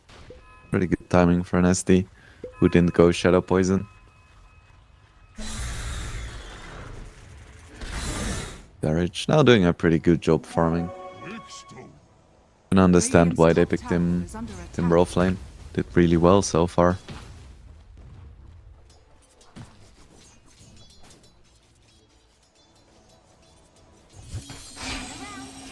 Ooh, there is a smoke, so this should be a kill. Even the golem. That's a pretty big waste, I think. I guess it helps with securing the tier 1, but I think it was completely unnecessary. Radiant's middle tower is under attack. A lot of smoke breaks. Managed to get the stun onto the Panga, but it's not... Oh, it is gonna be enough. Just with the dead shot. Radiant's middle tower It's is almost under level attack. 11. Really having a great time in this top lane now. It's always...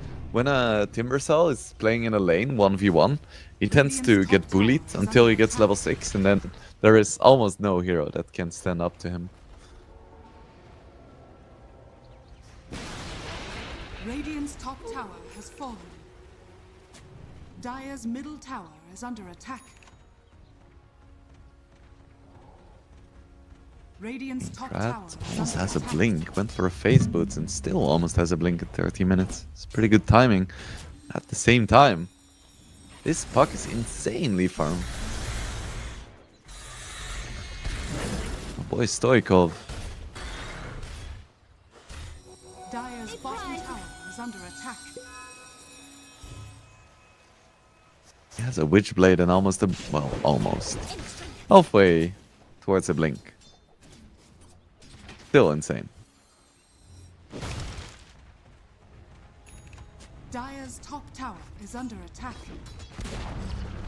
Dire's top tower has fallen.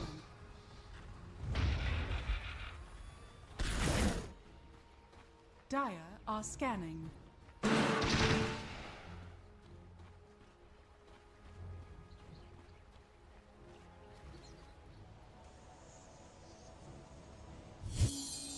And Team Shpilit heroes smoked, but I don't think they're gonna be finding anything here. Invis on Tiny is nice. If they can get the jump onto Gyro, that would be huge. There is no golem yet. They see anyone. Yeah, they see the Warlock. Not a great kill though, and now Gyro is gonna be safe. Dire's top tower is under attack.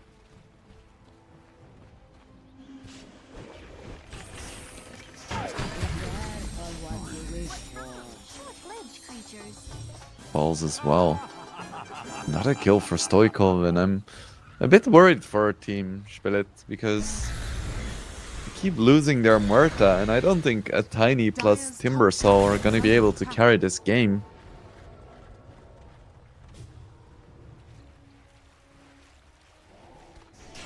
Radiant's middle tower is under attack.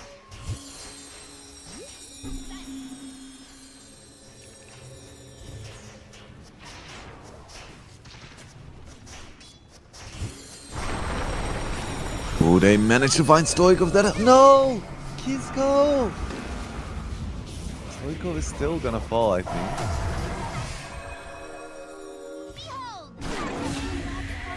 Yeah. Oh, Stoikov almost escaped because Kisko jumped close and therefore got priority on the targeting of Toss. Ooh, that could have gone so wrong. Or is my weapon blessed? Kisko pays for it.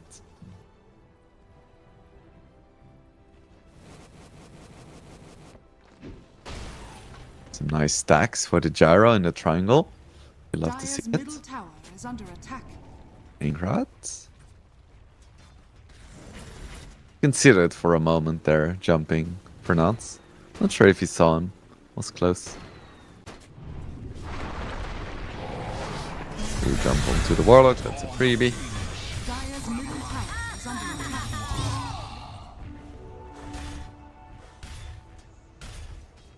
At this point, Zarich is a very unappealing focus target. Oh, they managed to get the jump onto Stoikov once again, but he manages to get off the phase shift, runs away, does manage to survive. Incredibly close again. Stoikov is quite vulnerable right now. Once he gets his Octarine, this should no longer be a problem. Right now, it's very scary.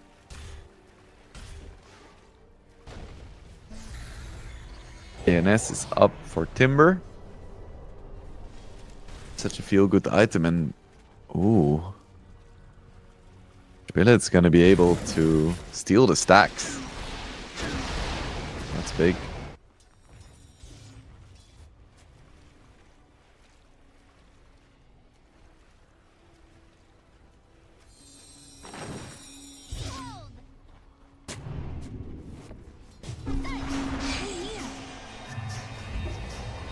Well, comes out onto the Marcy, but she's quite tanky. Not quite tanky enough. The missile chases down Aincrad. We're gonna have a P as well. He should be able to get this kill. He's very tanky, but not quite tanky enough. Not committed by Inner Circle, but definitely worth it. Silence comes out onto the puck. Stoikov does manage to jump away.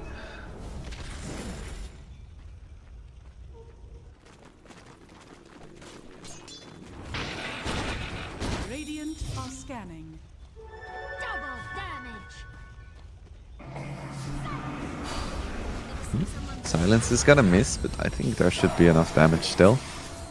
So those should fall. Kill for Stoikov and Inner Circle looking very good right now.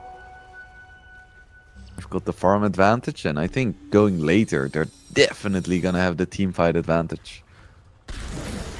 They have Rock, they have Ball, they have Coil, Black Cannon, Fatal Bonds.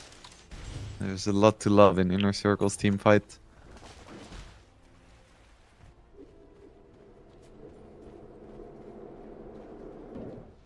Plays now with Diffusal and Blink Dagger.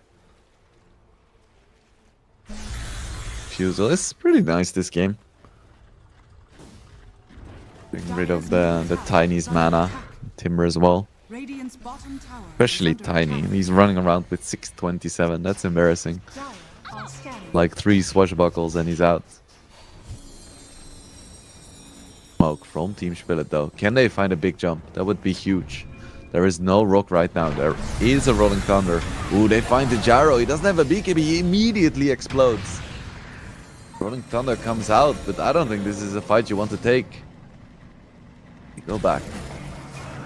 They've lost their carry, Stoical. He's gonna be able to get out, but I'm not sure if the Warlock is gonna be as lucky. Gets banished. Yeah, goodbye. Quick 2 for 0.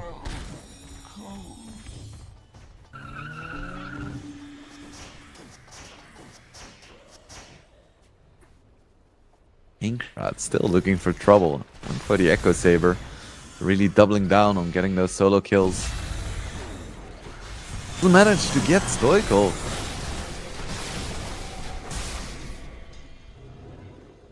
Yeah, that's why you go for it.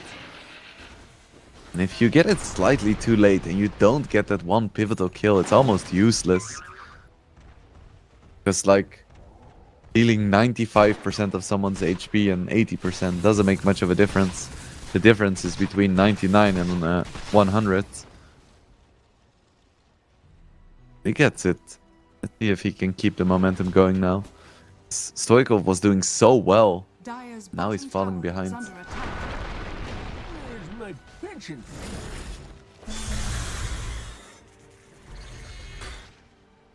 Still, I think Inner Circle is favored. Even if they made a few mistakes.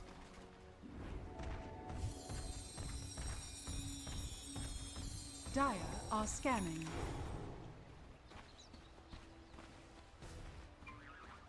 Mjolnir up for the Marta.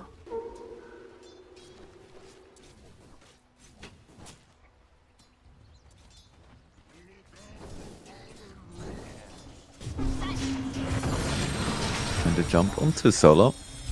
It's just a bit out of position. And Puck is actually going for a Valve Discord. Don't like that. I think he needs the raw HP of the Octarine. Like Shivas doesn't really do that much. You're playing against the freaking Muerta. Radiant are scanning. What's the point? You don't need armor.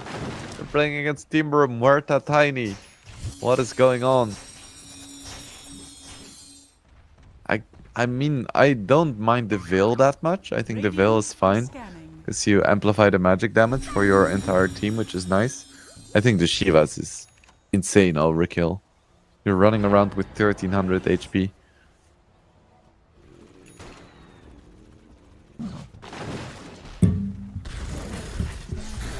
EKB is up for the Timber. This could be a strong point to fight for Team Shpilit. Team fight on Inner Circle is still way stronger. Oh, Golem. It's not gonna come out. This could be a huge fight for Shpilit. Vantage leading the front, leading the charge with his BKB. If Inner Circle can escape with just a single hero lost, that's a huge win. There a blink for Aincrad, 1 second. Avalanche as well, that's another one. Pulls back, down goes Fernandes. Stoikov. You don't want to be here, my friend. Blinks to the north, it's gonna be fine. Just 2 heroes lost, not too bad for Inner Circle, could have been way worse. Still, probably isn't gonna make them too happy. Considering how much of their draft power budget is in team fighting. Gyro is somehow falling behind.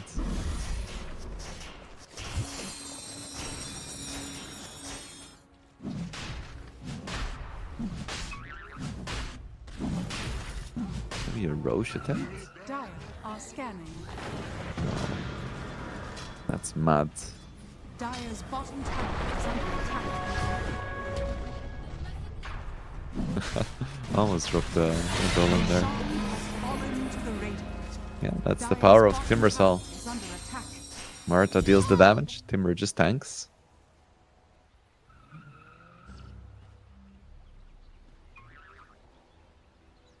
Dire's bottom tower is under attack.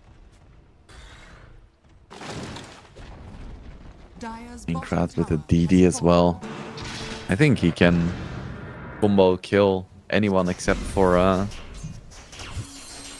maybe Gyro. Dire's bottom tower is under attack. extra. For the effort.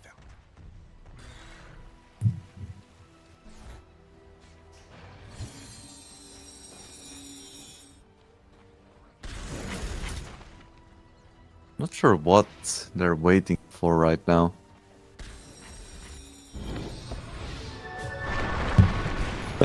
Warlock, what the hell? I have no idea what he's doing here. Guess his team left him.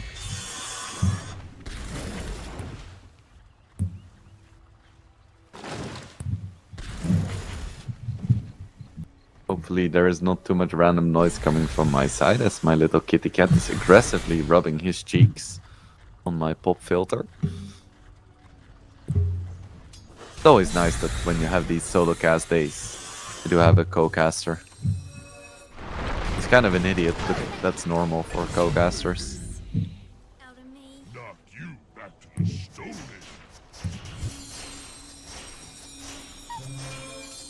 Shivas is almost up for Stoical, which is gonna help his survivability Are fortified. in no way whatsoever.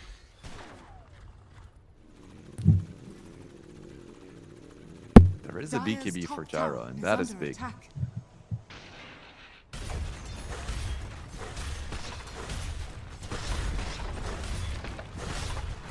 BKB is gonna fall. Dire's Shpilit top hasn't tower used their has fallen. Aegis for big fights so far, but they have been using it to cement their map control advantage.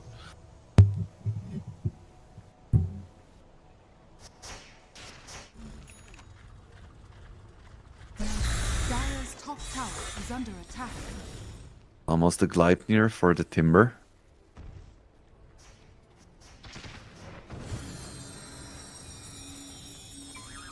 Still weird to see Timbers build that Dire's item. bottom tower is under attack. Dire's middle tower Run, Warlock, run! It's going for the TP. Ah! Isn't gonna make it. I think it would have been very close if there was no Marcy there.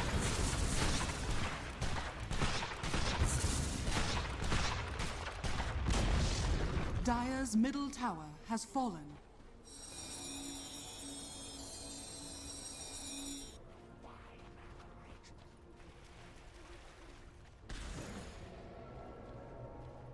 Radiant's bottom tower is under attack.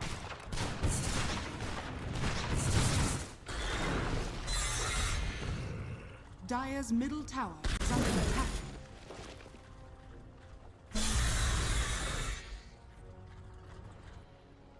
Rich has the Gleipnir. Now he's leading the net worth. Not something I would have expected to see after seeing the draft. He's making it work. Also, Solo is true old school position 5 player, Radiant's top tower is under attack. running around with brown boots and a blink Dire at 30 are minutes. scanning.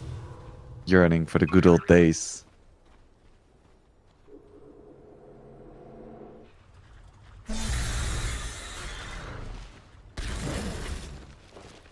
Agnim's up on Pango. That's very nice as well. He's still quite poor.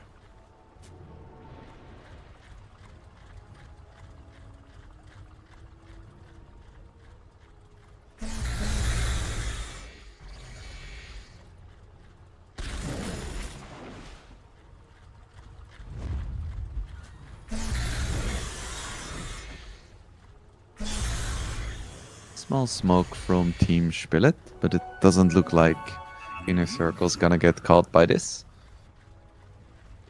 Radiant are scanning.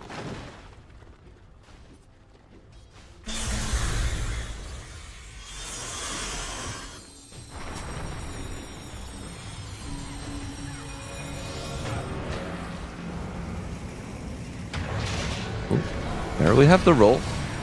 The solo, that could be a big kill to start off with, but defensive disruption is gonna buy him some time. Not enough though. Now Kisco is pretty low. Missile following up as well. It doesn't look like Inner Circle is done just yet. Wanna find more, but the pot gets jumped. Stoikov getting solo, getting bursted down. 4-2-3 pops his BKB, tries the man fight, but against the Marta and ulti form, that doesn't really do that much. Circle.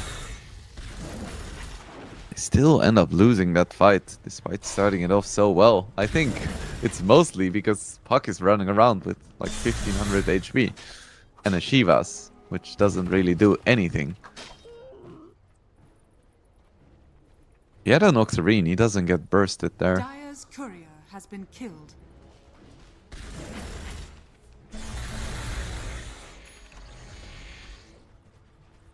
I'm now up on solo.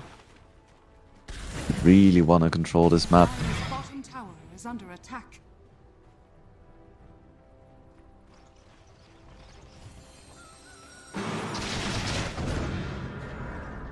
Dire's bottom tower has fallen. Inkrad is getting a Shivas as well. Very popular item, Dire's apparently. bottom tower is under attack.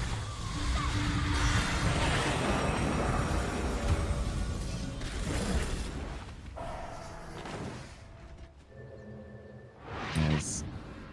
Or Warlock Dire's dies structures to are a neutral.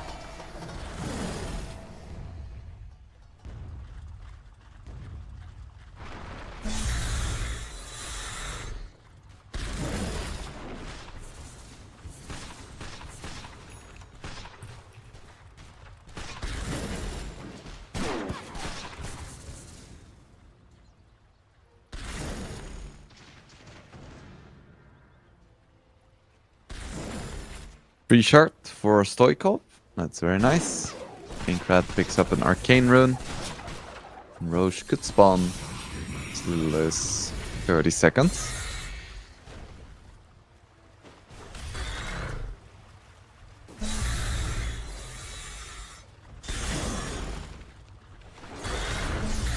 Sarich almost doesn't have an Aghanim. are scanning. He is very farmed. All of Team Shpilit are very farmed at this stage.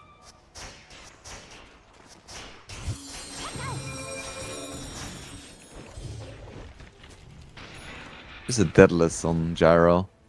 I think this is nice, but also he is like the only threat to Dire's Murta. tower is under attack. I'm not sure if that's gonna be enough. We will see.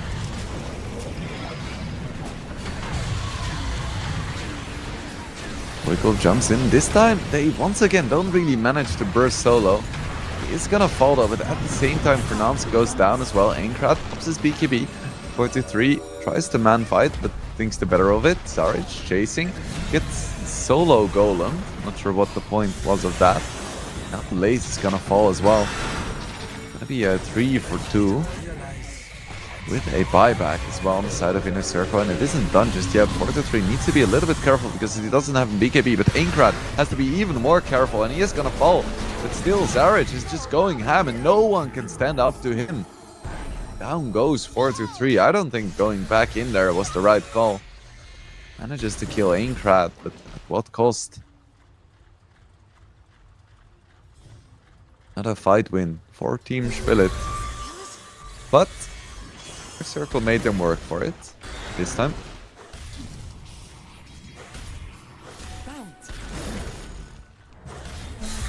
Close to taking the occasional bounty.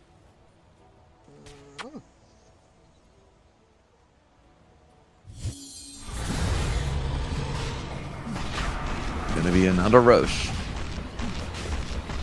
Oh, pretty quickly. I have no idea how this Shpilit draft is working out. I think it's mostly Inner Circling, sabotaging themselves. Feels like Stoikov has died a lot, but look at the stats, it's only 3 times, and that really isn't that bad. Still, it could have been at least 2 times less. 2 times fewer.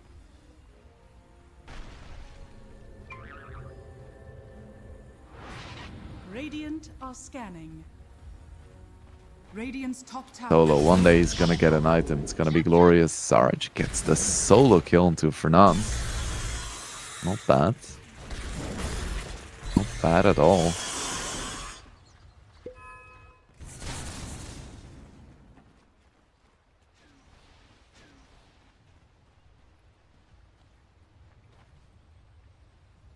Warlock would like to get his level 18 at some point. It's gonna take a little while.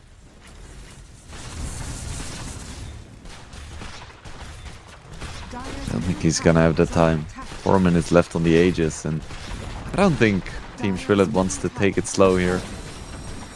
This is the point where Timbersaw is untouchable. He's not gonna get much fatter than this. You have your Aegis, so ideally you would take Mega Creeps of this. Dire's middle barracks has fallen. Radiant's bottom tower is under attack. Dire's structures are fortified. Dire's bottom tower is under attack.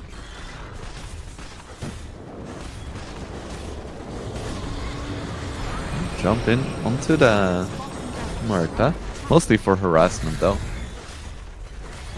It's gonna be at least 2 sets of racks, and Dire's bottom barracks has I don't fallen. really see why they would stop. I would just run straight top. I guess having a creep wave for a push is kinda nice. Or a pick off. Either one is fine.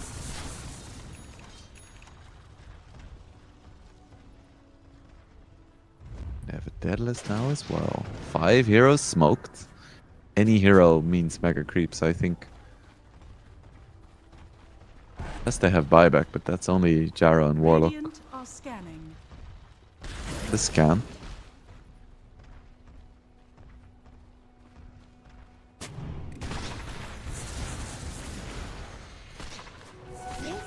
Dire's middle tower is under attack.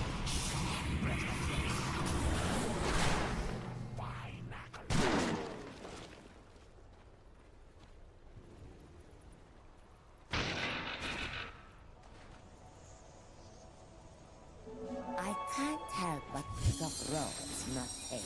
Shpilit really taking it slow. I think you wanna arrive at the high ground with at least like 2 minutes of Aegis left. I don't think they'll be able to.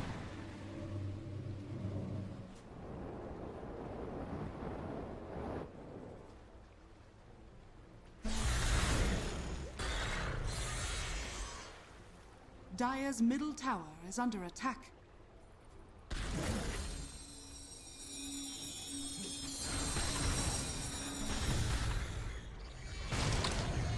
Final big push, potentially. 1 minute 15 left on the Aegis. Oh, big jump on. Managed to find it tiny, but he still has a Yules and a BKB.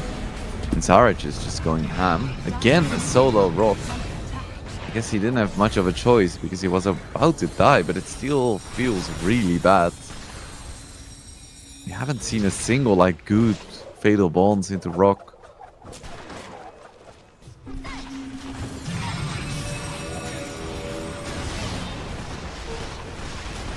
He pushing Gyro ulti feels pretty bad as well. Marta is getting very low, but still has Aegis, so it's no problem at all. Inkrad had to pop his ulti, or a BKB. 4-3 now as well. Aegis is popped. 4-3 needs to get out though. He's not going to be able to. Down he goes. Buys back immediately. This could be the final fight. As we see Solo buying back as well. Solo dies.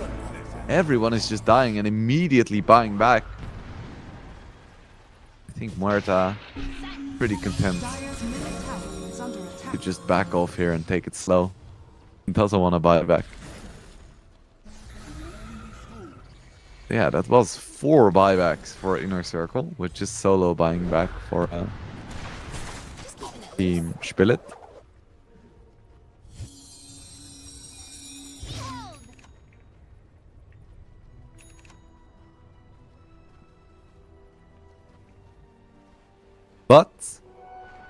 the racks are still standing.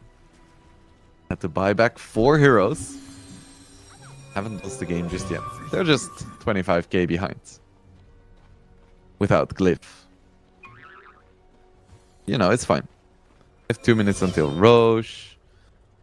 Be able to get like one more item perhaps. The stars align. Yeah, it's not looking great. I'll be honest.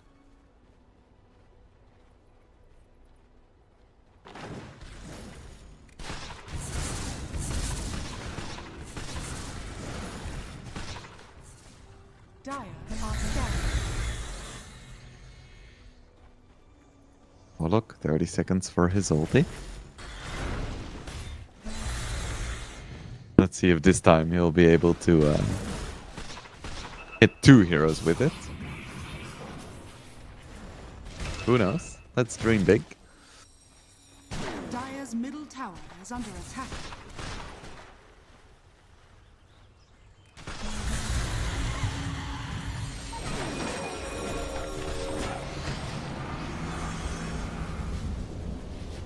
Carriage just isn't taking damage. He's running around with 6,000 HP.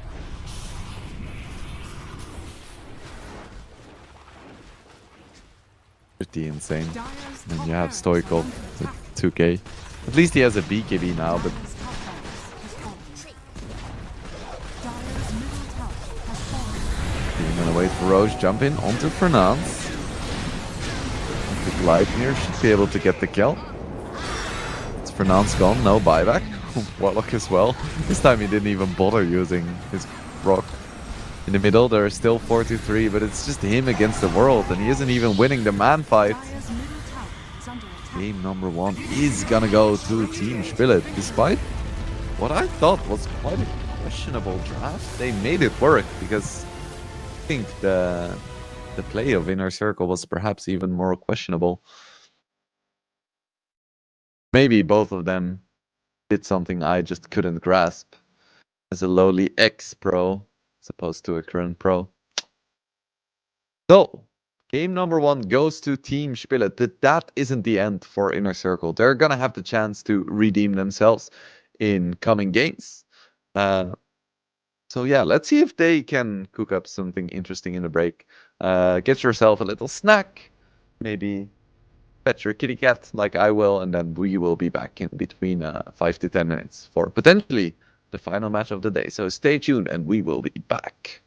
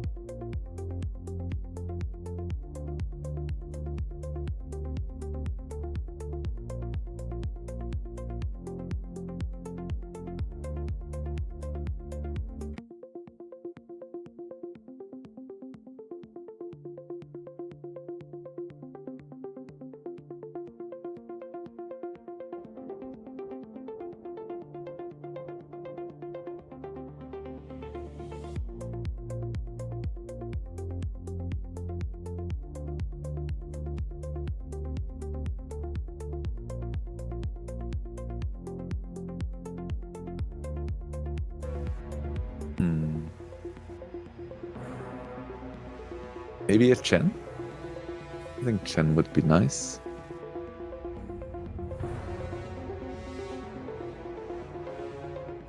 What else is there?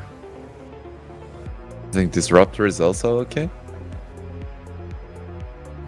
Go for Warlock again. Not very fond of this. I feel like it did just absolutely no work in the last game. Maybe that was just a case of a draft that doesn't really support the hero as opposed to the other way around, where the hero didn't support the draft. But maybe if they have a Centaur and some other different heroes, this Warlock can truly shine. Let's see. We'll wait for it. Could be the redemption arc for Warlock pickers worldwide.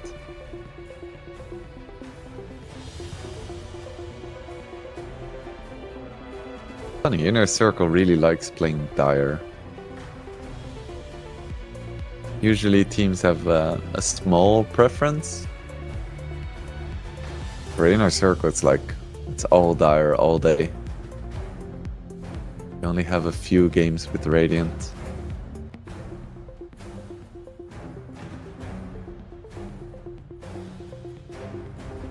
Again, it's the Timber Cell.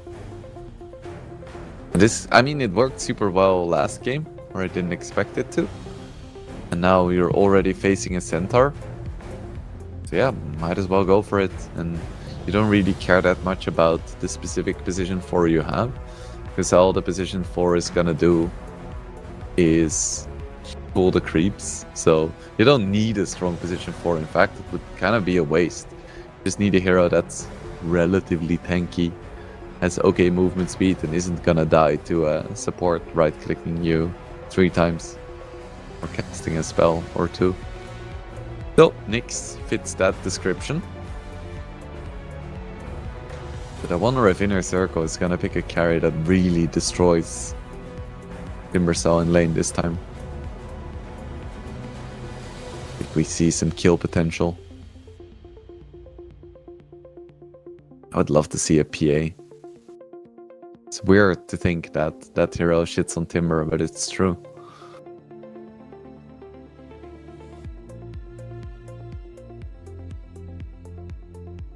The team Shpilit. Not gonna be Moreta. That hero got banned after last game's performance. So what is it gonna be? Tiny still in the pool, still works well. Still blow up these squishy supports. There's something else that would be better. They take the Ursa. They want to make sure that Inner Circle doesn't pick it. They want to deal with the Centaur in lane. It's a good pick. I like it. I like it.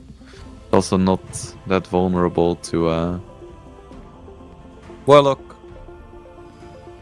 Like later in the game, Shadow Demon can be a problem, but honestly, if he purges you, it's like whatever. There is worse things in the world. Circle goes for Morphling. I think it's good against Timber in lane. I am a little bit worried about later in the game. It can die quite easily to like Nyx Timber, Nyx Ursa, Nyx anyone. But of course it can look really good as well if you're always on the right HP, where you're slightly outside of gank range, or you have really quick reflexes. Can look quite good. Overall, I like the opening for the Team Shpilit draft a little bit more so far. Final bans for Inner Circle are gonna be Doom and Puck. Team Shpilit is gonna ban the Stoikov Invoker. Probably another mid. Both heroes saving their last pick for mid. As it used to always be the case back in the day.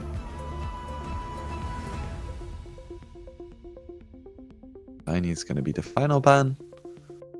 What is Inner Circle gonna pick here? They need a hero that doesn't care too much about the matchup, so could just pick an Ember and be done with it. But then you have Ember against Nyx, which isn't great. Also cannot pick Storm, because then you have a Storm against Nyx, which isn't great. Earth Spirit against Nyx, that's fine. That's totally fine. Then you have an Earth Spirit mid, and I'm not sure if you want that. Beastmaster is banned. What else is there still in the pool?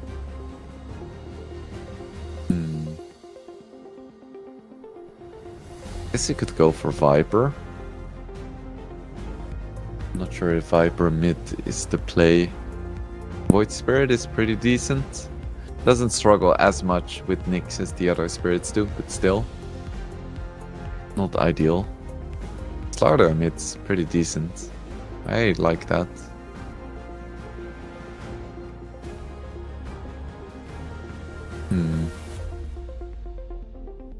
They still go for the Storm into the Nyx. Scary. That is very scary. Ooh, Huskar last pick. Game over. Huskar last pick. Has Inner Circle played it? Or Team Shpilit? Not sure. Don't think so.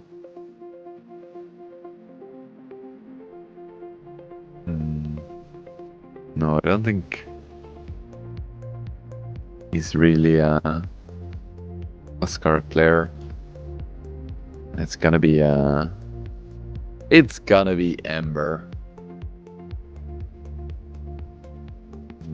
No Aincrad Huskar shenanigans. So sad. Oh well, Ember is a pretty good pick as well.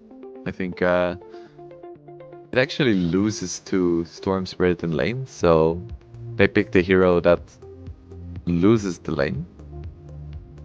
I think is a bit curious. I feel like there are Aincrad heroes that would have like actively beaten a Storm. But which ones? Could have gone Quop, perhaps. BP. Lesh. Zeus. I don't know. They go for Ember. That's what it's gonna be. We don't have to discuss it for that much longer. We just have to make our predictions about the game. I think the Nyx pick is really good here. Like you have Nyx who just counters both of the supports, the Warlock and the Shadow Demon, and also counters the Storm. And I think that's gonna be problematic. I think the Timber in lane is gonna do fine once again, because of the Nyx just pulling creeps. So I think Team Shpilit have definitely set themselves up for success. And if I had to pick my favorite, it would be Team Shpilit for this match. No wacky Pango shenanigans this time.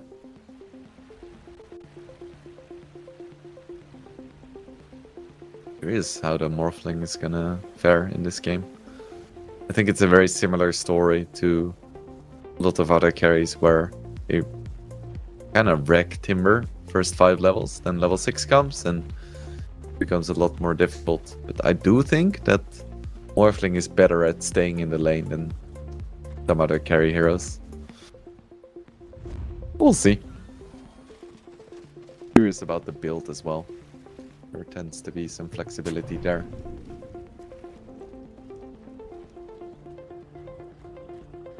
Seconds to battle.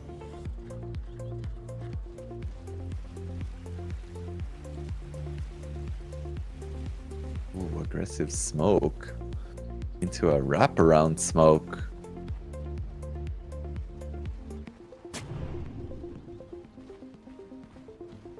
Never mind. They're not gonna do any crazy stuff. The battle begins. Begins. Ooh, he's in trouble. He's in trouble. Oh, and there is no Jewel Breath. Aincrad is so dead. He messed up.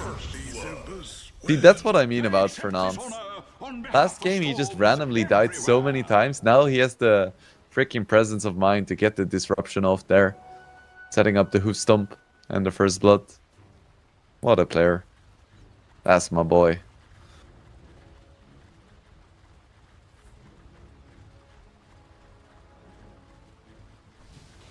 Right, that's now an even better mid matchup. Storm with first blood against an Ember. He'll take that anytime. Stoikov is probably a better laner as well than Inkrad.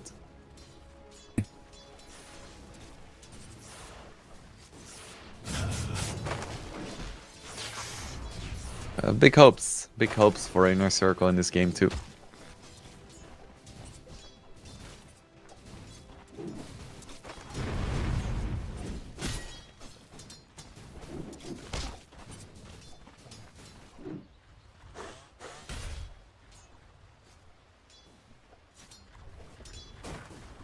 Zarich. I think having a really good time here.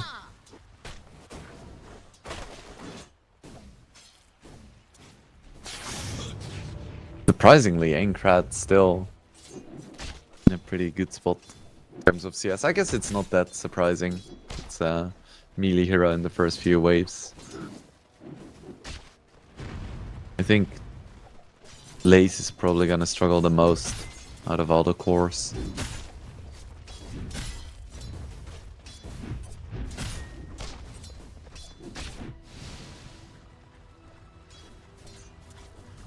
Maybe Zarich as well, once Morphling hits like level 4, level 5. For now, he's chilling.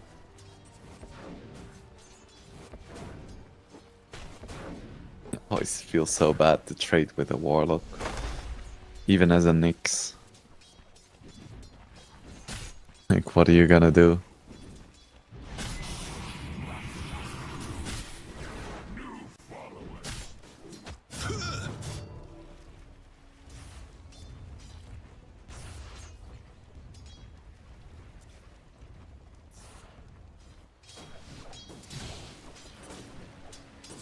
Beat of Lads for a 4-2-3. My favorite. Ooh, beautiful sidestep. My favorite Morphling build. We don't count like the shotgun build from back in the day. That shit was goated. And E-Blade was so much more flavorful when it used your own stat instead of the opposing heroes. Good old days.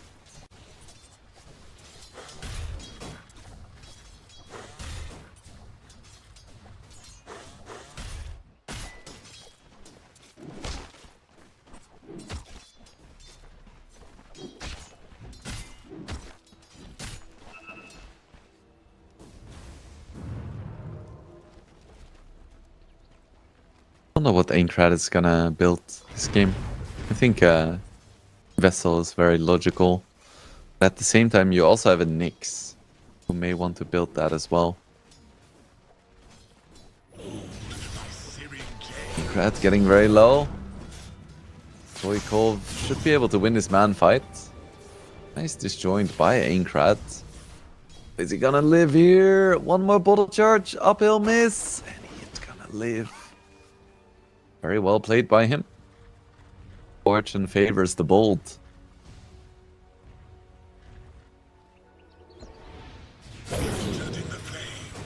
Aincrad, no, not this bold. That's too bold. Aincrad, no. Disaster. I take back everything. It's over. I did say that, you know, Inner Circle. They always go to game 3. I'm not sure why I'm surprised. The start is going very well for them.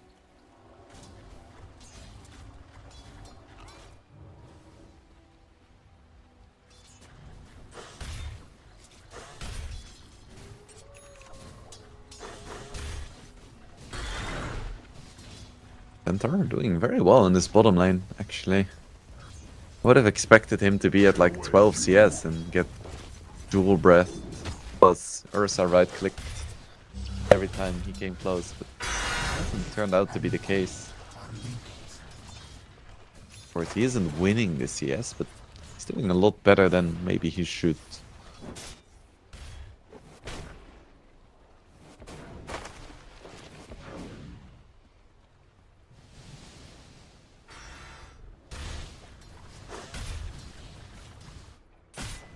Alright, almost level 6. That's where the fun begins.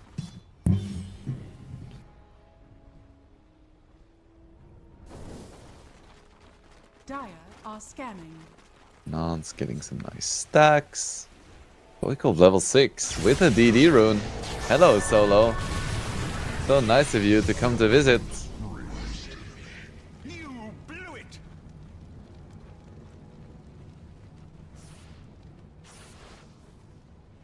That's a nice kill. 6 galvanized stack.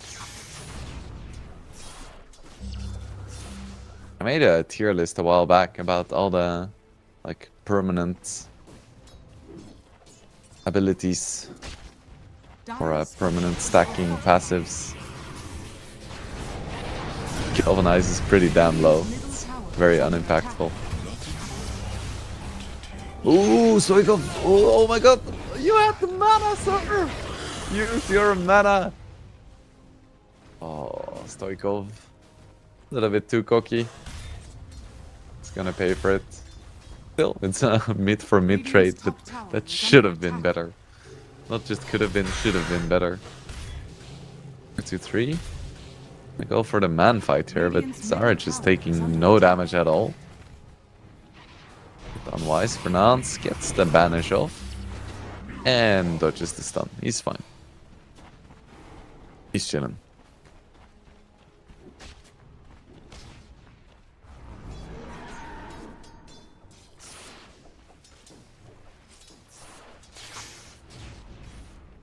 Inkrat just level 5. Feels bad, man.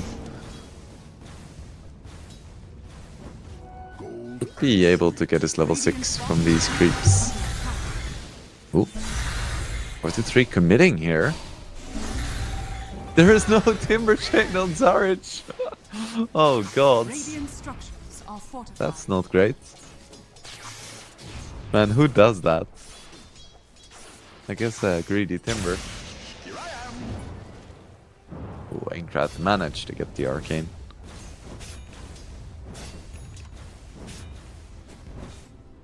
This is gonna be the urn slash vessel or ember.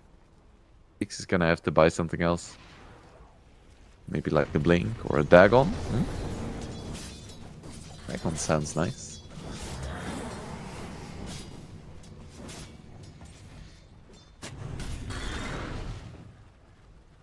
Frickin' Zarich. Morphling is paying off at the moment. He's gonna have to put in a point soon, right? Nothing else would make sense.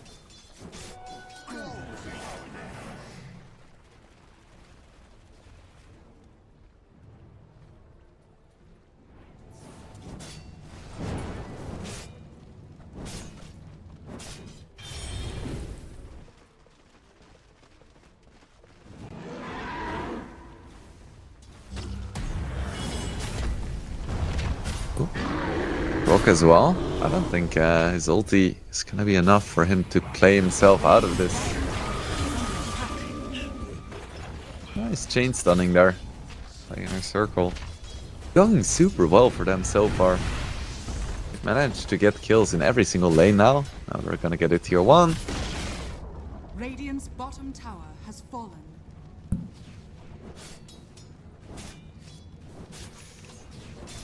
They're all leading over their respective opposing courts.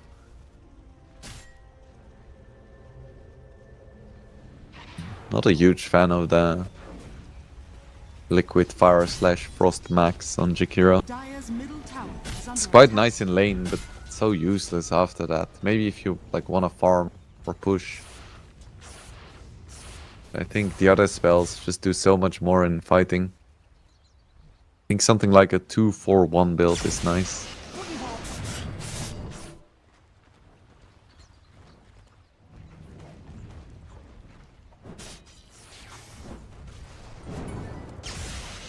Ooh, Aincrad. Aincrad! Ah! He gets out. Dire's Man, middle if Stoikov had tower is vision under there, attack. Aincrad would be so dead. Oh, that's level 6 where keys go. This is where Morphling needs to start not sitting at 400 HP. So that's like Dire's 700. bottom tower is under attack. Stupendous.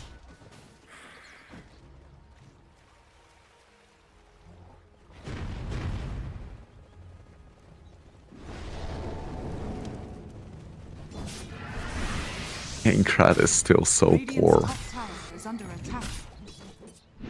Let's get a chip fest. That always helps with farming jungle.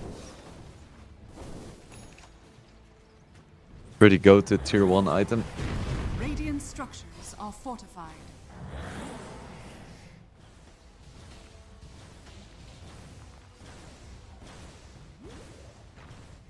The 3 isn't even sitting at 700. He's sitting at 1200.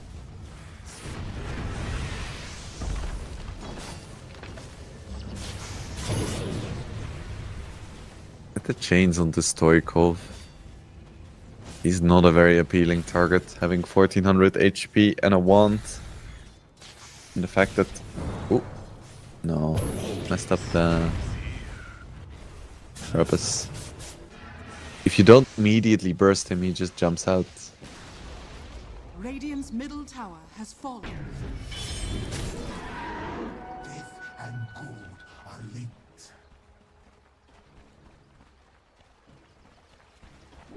All of our faith is in the Ursa. It'd be nice if Ursa and Timber would be able to sneak a Roche sometime. Over here now.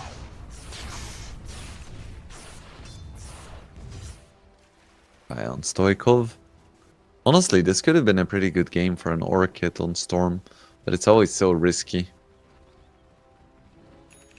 Radiant's top tower is under attack.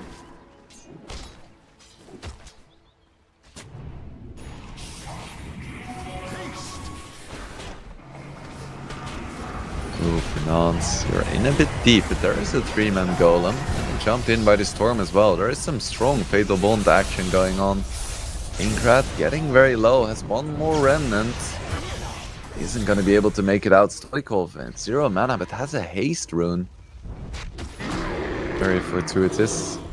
Nice ulti by the Ursa, getting the slow. Do they have anything to cancel this DP? No. He just TPs out. It's a 2-for-1. Pretty good for Inner Circle. Had Radiant's to commit a top lot, tower but is under definitely attack. worth it. Poor Aincrad. I still don't fully grasp why they picked Ember here. Like, you have last pick. You see a Storm. Heroes exist that beat Storm. And you pick one that... Like, one of the few matchups where Storm is really good. It's a little strange, I think. 43 is still very disciplined. Running around with 1100 HP. No chance of getting bursted.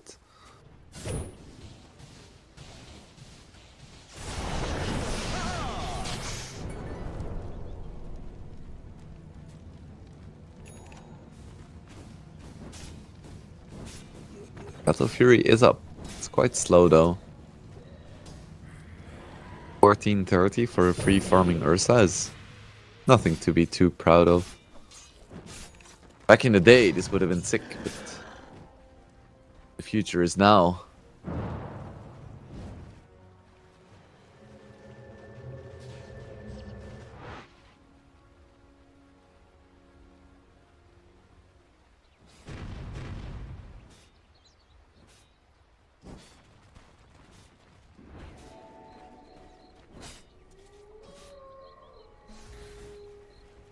Aincrad saving up to buy his Kaya. Feels bad, man. What's the Stoikov? Looking for a stack? He is a remnant, so he's feeling pretty chill. And then Steals 2 creeps while helping Stoikov clear the rest. I don't know what's up with Aincrad in this game. It's not his best showing. Invisibility. Oh, okay, that is very nice though.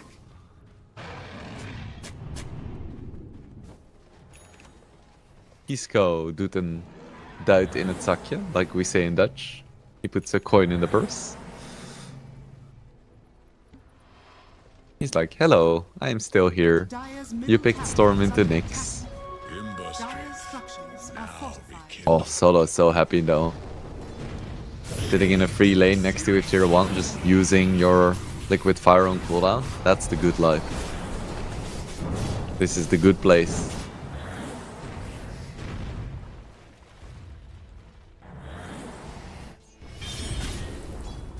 Dire's middle tower has At fallen. the same time, Laze is just AFKing in lanes, but he's not even that farmed. What is up? What is up with this game?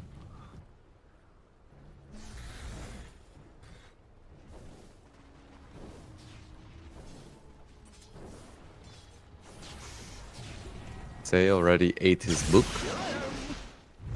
So we're probably not gonna see a level 18 Warlock. I'm always so greedy with those. To my own detriment. 23. Oh, oh my god, that was beautiful. I was like, there is no way they have enough damage. But with the morph? Oh, sick. Oh my god, they get the storm as well. My god. Team Shpilit, how do they make this happen? They were 5k behind and now they're just rolling over inner circle just by outplaying them. Oh, Dire's top tower that is was under insane. Just beautiful execution. And at the same time, Centaur is still just farming. Laze, come on, join the game. Your team needs you.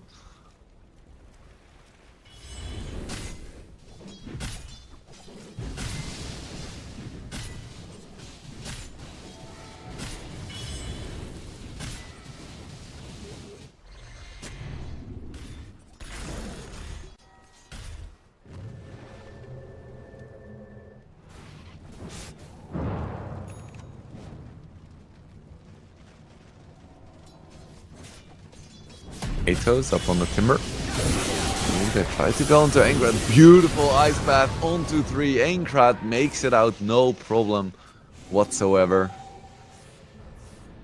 Yeah, I like the early Atos on timber. Dire are scattered. Really strong against pretty much all of inner circle. Good against Morphling and Storm for obvious reasons, but also the fact that they rely a lot on Stampede. The Skull gets the scout here. It'd be a big fight for Team Shpilit. Radiant This is a very slow Roche. Blink in by Keyskull, but Morph already started. They tried to burst Aincrad. Like a pretty good position to fight for inner circle. Aincrad, oh, got purged. Always very awkward, but blink in by the Ursa. He finally joined the game. 2 for 1 now, but all the important heroes for Team Shpilit are still alive. Now they're on top of the Warlock. It's ulti by Ursa. Ensures his survival for now, but Stoikov still keeps going. Doesn't have a lot of mana left. Needs to be a little bit careful. Blink in 1. Does he have enough? Stoikov doesn't have mana and the Ursa is gonna live. Stoikov incredibly low and now it's Zaric who's in trouble. Tries to timber chain away, is gonna be successful and everyone is so incredibly low here. Gonna be a 2 for 2. Ultimately, I think that favors Shpilit. They didn't have to commit Stampede, they didn't have to commit Chaotic Offering.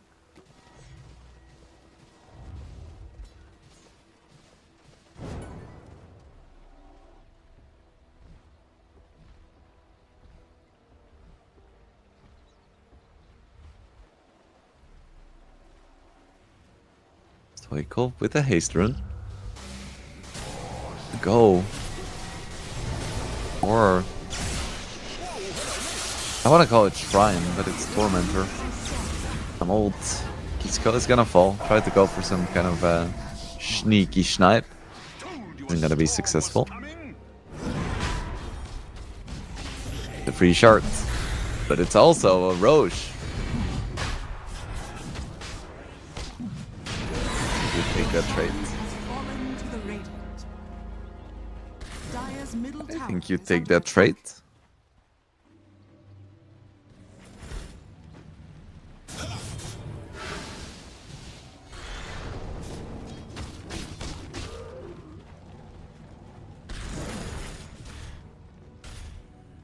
Dire's bottom tower is under attack. 1k lead for Radiant Inner structures Circle. are fortified. But despite their lineup, like Warlock, Storm, Morph, Shadow Demon, I'm not sure if I would favor their lineup going late game. Because this Nyx is just such a problem. Radiant's top tower is under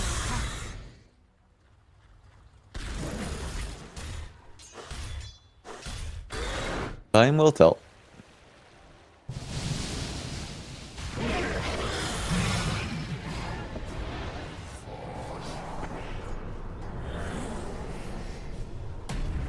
Solo is gonna fall. Ooh, Stoikov, goodbye. Oh man.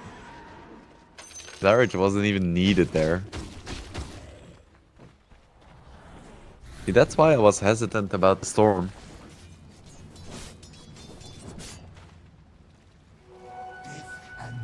I'm still hesitant about the Ember as well, because it's bloody 23 minutes and Inkrat doesn't even have 10k net Dire's worth. top tower But his is team is under doing well. attack.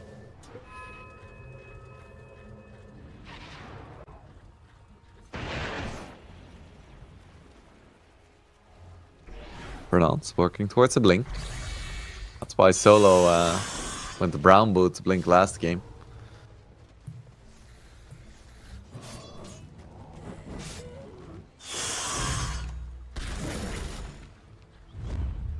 Rich already running around with almost 4k HP. He's gonna be a B word to take down.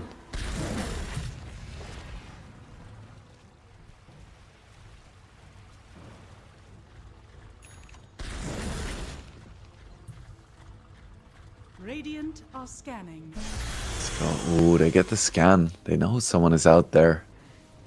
I don't think they're gonna be in time though. Especially with SD behind. 4-3 going for a butterfly. It's gonna help somewhat against Ursa. Has been killed. Back in the day, it didn't really do that much because when Ursa would miss an attack, the overpower wasn't consumed. That changed. Like 6 years ago, probably.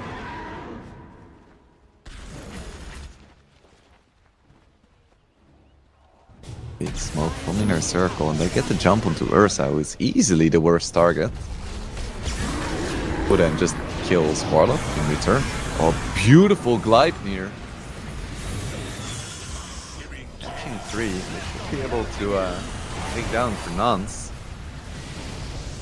Inner Circle is just kind of out of juice.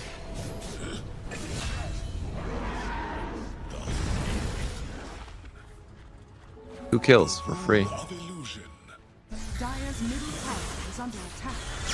If the plan is to jump Ursa, I think it's better to not Dire's jump at all. structures are fortified. Especially when he has Aegis. Dire's middle tower is under attack.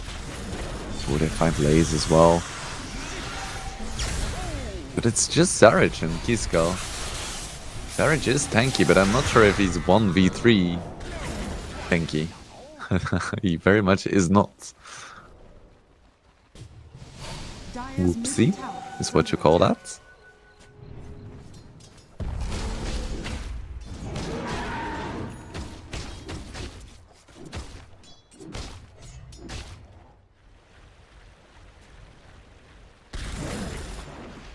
The fly is up, but Career is still dead.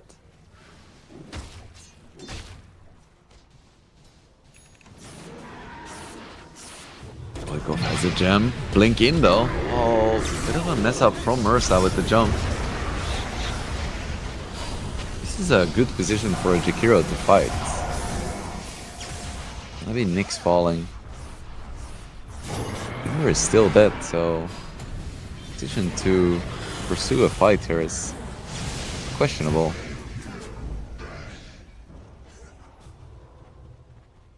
Team Shpilit pays for it with blood.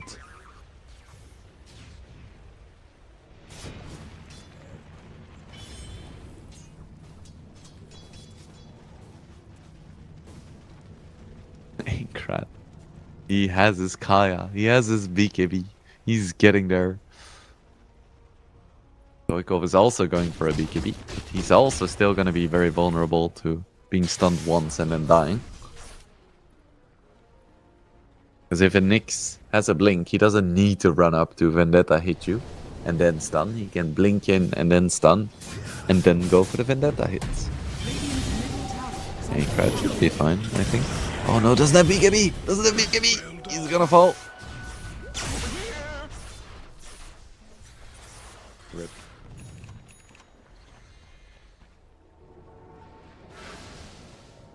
Ursa is relatively alone.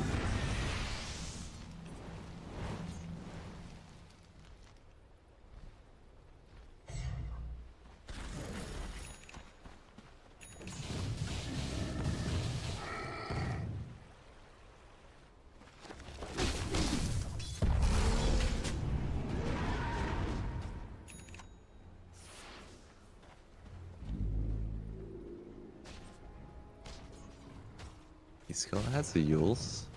Gonna buy him some time in fights. New set of neutrals coming in. Smoke from inner circle. Don't have a golem yet. BKB is up on Ursa. Doesn't have to use it. Just has his ulti, which I still think is one of the most insane ultis in the game.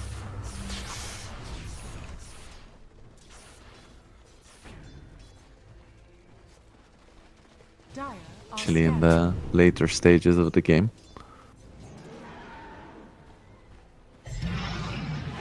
Radiant's middle tower is under Micropower comes out for defense.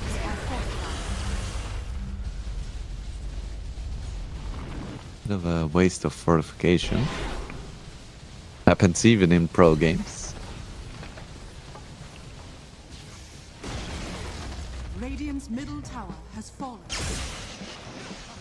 Morphling is definitely a problem right now. Doesn't have BKB though. Still a timing that Team Shpilit could try to exploit. Dire's top tower is under attack. I think we're approaching a stage where it would be nice for Timber to get the blink hacks. I mean, it's nice at any stage. He has his core items, I would say.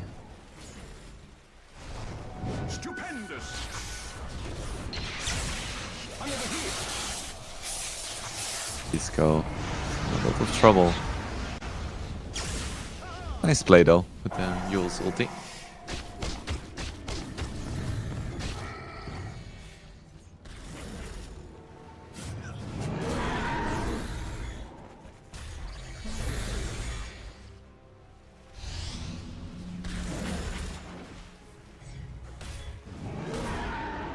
Shpilit knows that Roche could spawn at any moment.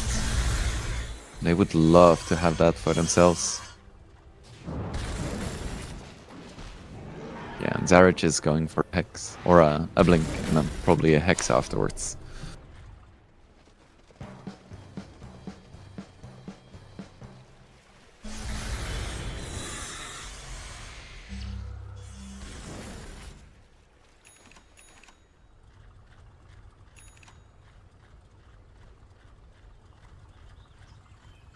Dire's structures are fortified.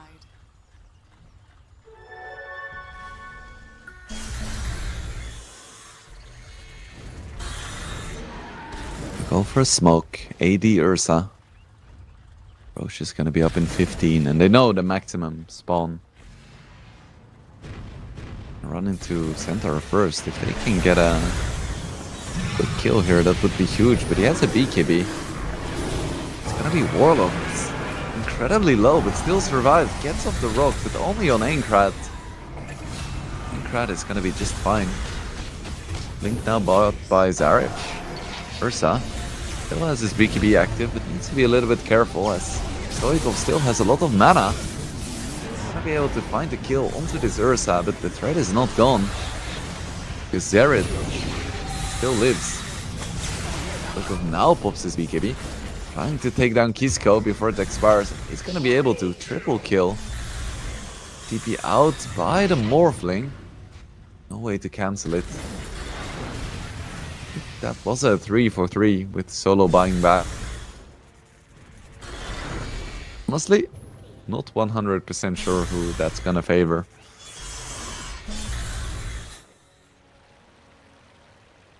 But it does show that the real carry Team Shpilit is Zarich. Because honestly, Ursa has fallen behind a little bit. Everyone is just ignoring Zarich in these fights because, well, what else can you do? You can take him down with his team behind him.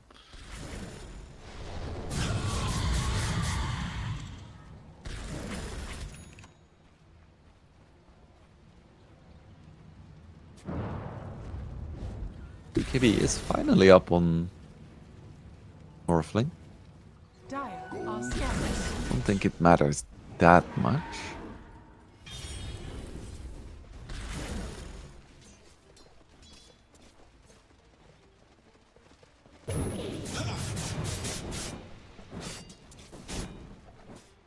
Aincrad, he almost has his Kaya and Sanj. That's gonna be huge.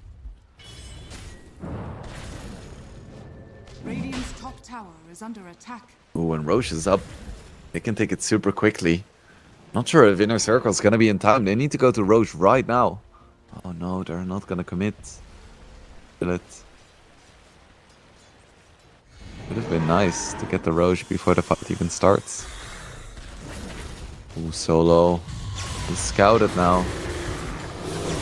They jump onto Ursa, but he got off his ulti in time. Needs to run away from its Morphling though. Really good fight for Inner Circle, but Zarich is still going ham. Finally, we have the center ulti, and finally they managed to take down Zarich.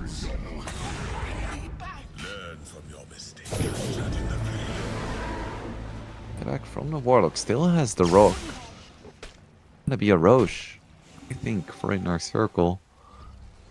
I don't really see Shpilit taking a fight without the Timber Cell.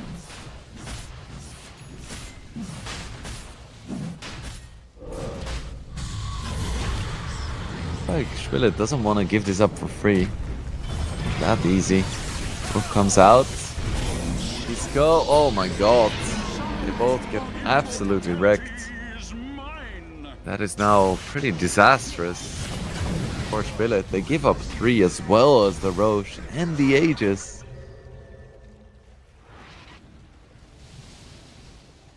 Alright. Game is back. It's so good for Shpilit for so long. But now with the past few fights and just the complete lack of impact of Ursa,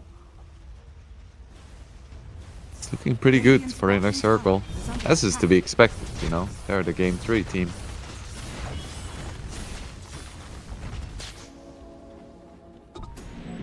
It'd be pretty silly if the Game 3 team didn't go to Game 3. Pretty silly. Radiant structures are fortified. Radiant's middle tower is under attack. Radiant's middle tower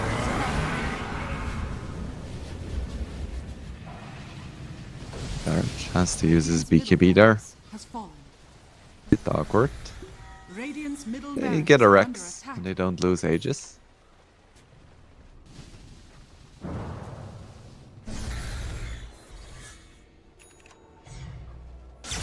Oh, what I miss? Regeneration. Nims on lays now as well. Stoichkov, you don't have a lot of mana, sir. But he does have teammates. And a regen rune.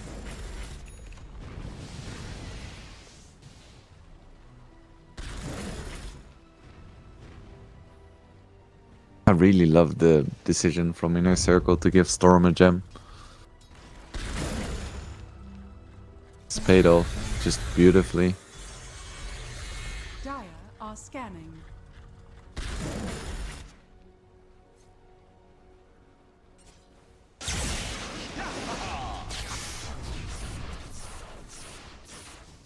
Feels like Shpilit is kind of stuck in base, but they do see Ursa and he doesn't have a BKB. Oh no, sir. He's so dead. He's so dead. No escape.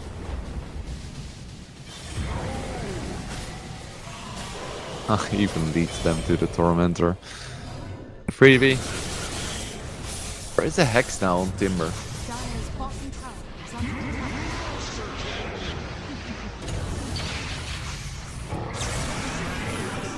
Bit of a mistiming there. Let us go. Radiant's middle barracks has fallen. Dire's bottom tower is under attack.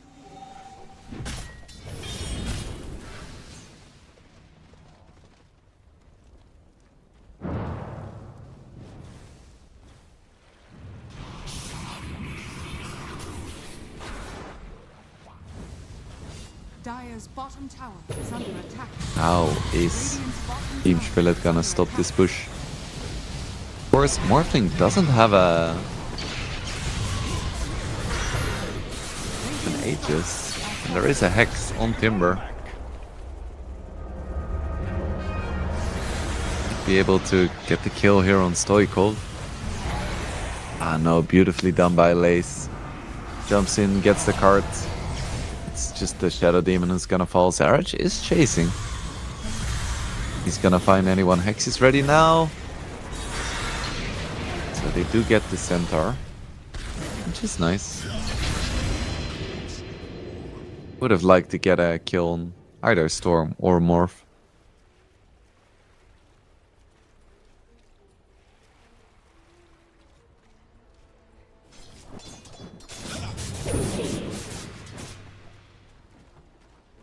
Inkrat at this point is finally relevant, which is nice. But Stupendous. it's a shame that Ursa isn't.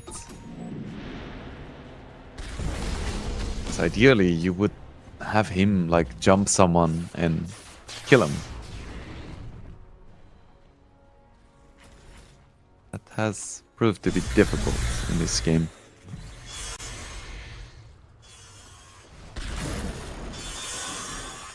Dire's middle tower is under attack.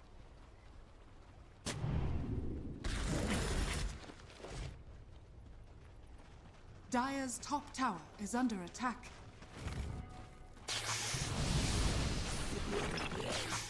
Stoichkov with a casual Parasma in his backpack. There's now an MKB on Ursa, so at least he's gonna be able to damage Morphling if the situation calls for it. I think the problem is more that he doesn't have shard. He hasn't had it in any of the fights, obviously. He would have liked to get it from a Tormentor, but sometimes life doesn't turn out the way you want it to. I think it really cost him in fights.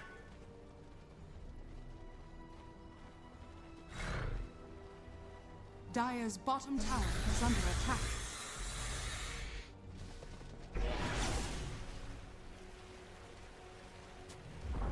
All the spells are up for both teams, but Roche doesn't spawn for another Dire's 2 top minutes. tower is under attack. So I don't expect to see any huge fights anytime soon. Dire's bottom tower is under attack.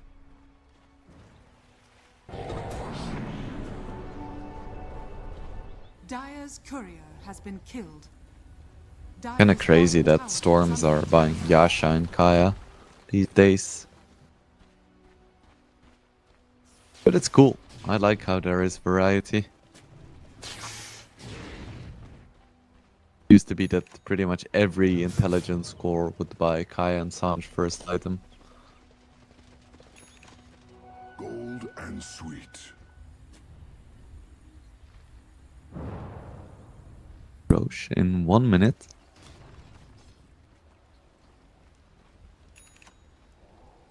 Dire's bottom tower is under attack. Potentially, of course. Ooh, Solo has an Aghanims. They get a nice macro power. I think that is very similar in impact to a good golem. Dire's bottom tower is under attack. Radiant's top tower is under attack. Radiant's top tower has fallen.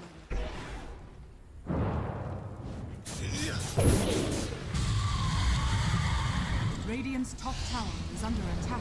Oh, damn it, Aincrad. How can you miss a Shiva's guard as Ember?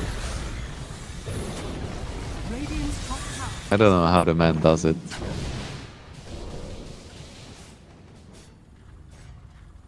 I like how aggressive 423 is playing. He knows he has a golem behind him and a centaur that can put him in the cart. Dire are scared. And a disruption even. So many saves.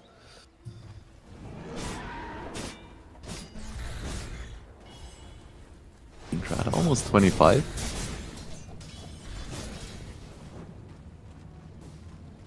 Game is far from over.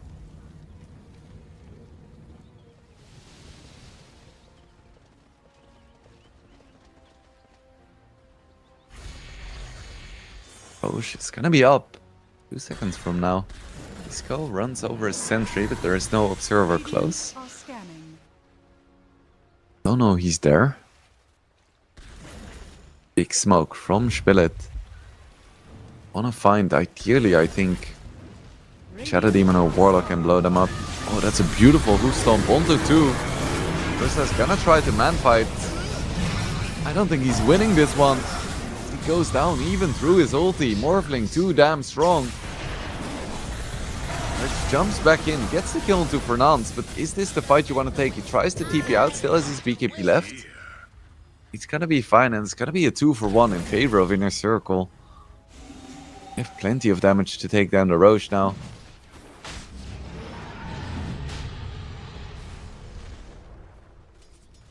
Good fight for Inner Circle, and now, once again, Roshan has fallen. you can just wait until they have a golem and their cooldowns and their BKBs again, and then go for another fight.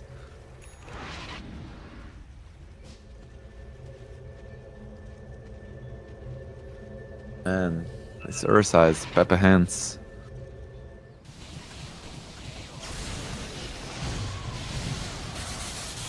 Big jump onto Zareth. He doesn't have BKB, he still does have his Hex. And his Blink. And he's fine. Good attempt.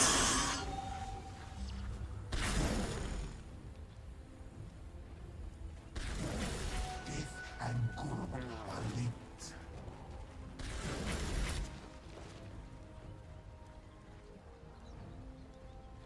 Aincrad working towards a refresher, but wants buyback first and foremost.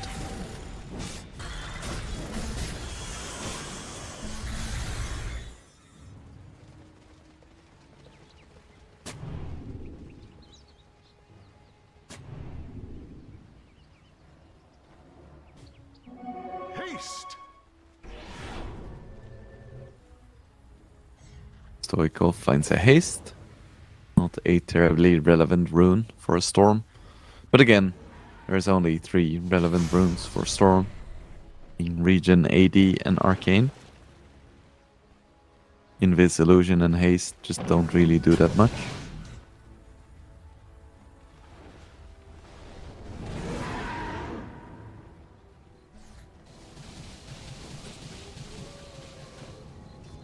K lead now, but don't discount Team Shpilit just yet. If they find a single stun, you can kill anyone.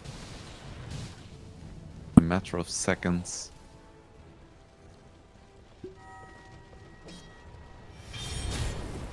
Finding the right target, that's the difficult part. There are so many stuns and saves on Inner Circle. You find a Warlock, he can get disrupted. You find the Shadow Demon, he can get put in the carts. You find the Shadow Demon, they drop the Chaotic Offering on top of you.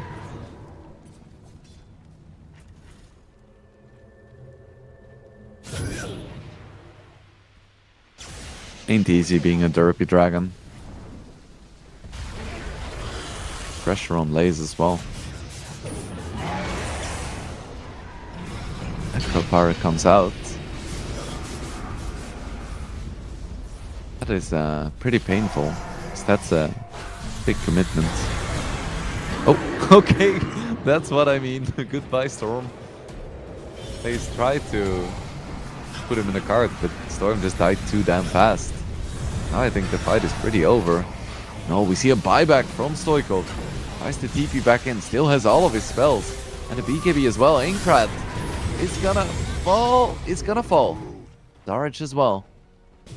The buyback was needed from Storm, but in return they do get to kill both the Emperor as well as the Timber. Both have buyback though. Both are gonna buyback. Is Inner Circle in too deep? Storm still has his BKB. I don't think Morphling does. No, he doesn't. He has an Aegis, but how is he gonna play his way out of this? Stoikov is out of mana. Have a cheese if he wants to. Aincrad and Zarich are chasing down the poor supports. Buyback from Shadow Demon. Is Morphling gonna be able to get out? Storm dies back with the Hex. TP is cancelled onto Morphling as well. 4-2-3 in so much trouble. Gets rooted. Has wave for him. Doesn't matter. He's gone. 6 HP. No way he makes it out. That was a dieback from Storm. And Morphling doesn't have buyback either. There is still a tier 2 in mid, but Team Shpilit could just run down mid right now and deal real objective damage, and catch Fernance as well. He gets hacked, doesn't have buyback. In no man's land. Tries to blink out. Can he play his way out of this one? Doesn't have a TP for another 35 seconds. Kitsko on the hunt. He finds Fernance. Oh no. He's gone as well. Ownage. Dire's middle tower. How the tables have turned. Dire's middle tower has fallen. Two big buybacks from Team Shpilit enable them to win this fight and potentially win this game. This is gonna be the tier 3 at least, and there is only a buyback on Centaur. Dire's middle barracks are under They don't want to commit too hard. They don't know that Morphling doesn't have buyback. They just know about the Storm. If I were them, I would go for Megas. Dire's top tower is under attack. Dire's 10 top seconds tower for Warlock. has fallen. Dire's structures 40 for are Storm. fortified. That's the big one. Your Ursa still does have buyback. You have BKBs on both your Timber and your Ember. Tower is under Dire's top tower. And Refresher on Zarich as well. 2 sets of Rex. Dire's middle barracks are under attack. That's all. Game is still going. Dire's top barracks has fallen. Okay, there we go. We have a game on our hands.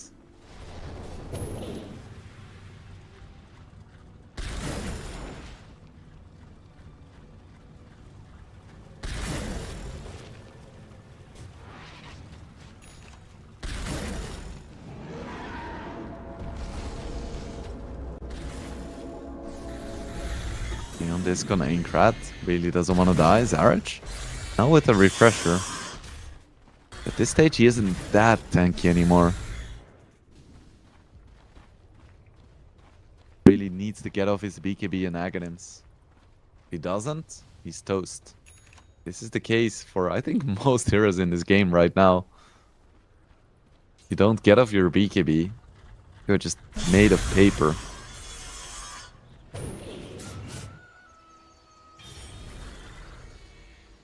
Isco has a buyback, and a gem, and a neon disc, and a Yules, and a blink, and a haste rune. Dire are scanning.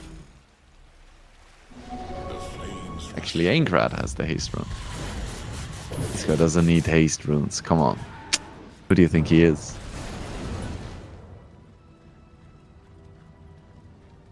Big smoke from Team Shpilit.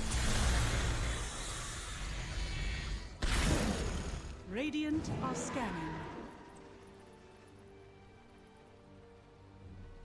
Not gonna find anyone though. Good pressure onto the lanes though. Radiant are scanning. Forcing inner circle back. When Stoikov buys out. Lucy doesn't have buyback. Find the jump onto the Morphling. This could be a huge mistake. They don't get the kill. Macro Pyre in the middle of everything. Beautiful rock as well. Zarich. That's the first BKB. Ursa buys back immediately. Highly unsuccessful fight for Team Shpilit. They tried to force it too hard. They tried to take the game by bursting the Morphling, but didn't manage. And even if they did, he had buyback. Now their Ursa doesn't. Gonna be Aghanims for Stoikov. Maybe I would slightly favor Inner Circle right now.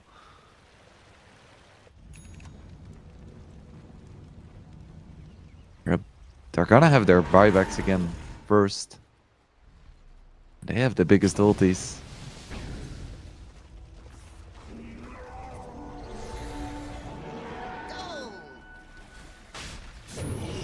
Only thing Shpilit has going for them is the fact that top lane is pushing in right now. That cannot be discounted. If Shpilit can just delay, eventually Inner Circle's gonna have to go back.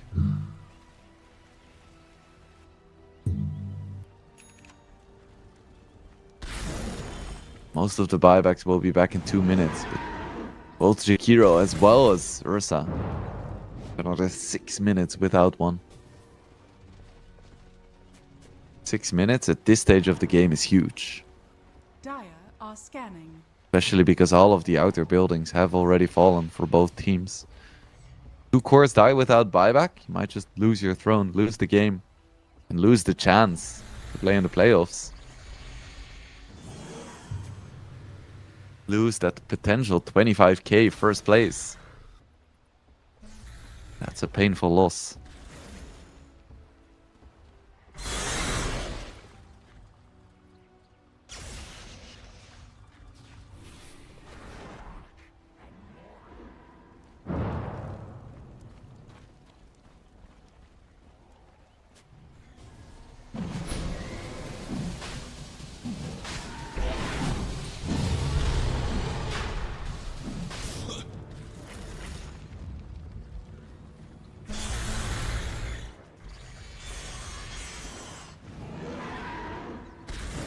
The silence before the storm, the calm before the storm. Both teams unwilling to give up this Roche. They scout the Morphling. I want to commit onto him though. Very unappealing target. Instead, they want to find the Warlock. They do. Manages to escape. Now they're on top of the Nyx. That would be a big kill. Blinks out. No casualties just yet except for the Centaur. That is what Ursa is good at. Big 1v1 between the Morphling and the Ursa. This could be everything. Ursa doesn't have buyback. He falls. But so does Morphling. Immediately buys back. Zarich. He doesn't have buyback for another 10 seconds and 400 gold. He is down as well. That's gonna be the end of the fight for sure. For Shpilit. Could be the end of the game as well because they just don't have buyback. Inner Circle gonna go for Roche? I think so. They want to play it safe. Again, they don't know that Timber doesn't have buyback. I think they have time to take Roche and then... Oh no, that's unfortunate timing. I was gonna say, and then run down mid. But this is very awkward because Roche just cost them like 20 seconds. Whoops. Nyx, the only hero in the game who has buyback. A lot of heroes are gold restricted, so expect pretty much every hero except for Centaur, Nyx, and Morphling. Ooh, Kisco. We'll have it very soon. He's hella dead. Floppy. We don't want to buy back now. So, trying to push out the lanes. I think they're not gonna have to buy back. Timber, that is big. Might lose the top racks. That's fine. It's late game. Racks aren't all important. Megas are still quite nice, but single set of racks is almost irrelevant. 25 galvanized stacks. Radiant's top barracks are under attack. Radiant's top barracks has fallen. Radiant's top barracks has fallen. Right, top rack's gone. Again, doesn't really matter. It's all about the buybacks. Speaking of, in 2 minutes Ursa's gonna have his, and then it's gonna be 3 minutes where both the Centaur and the Morphling don't have one, and that's gonna be very scary for Inner Circle. Because that's about when the Aegis is gonna expire as well. So they're really strong right now. But in those minutes, it's just gonna completely flip again. And that's also when the Tier 5 items are gonna hit. Which is quite volatile as well.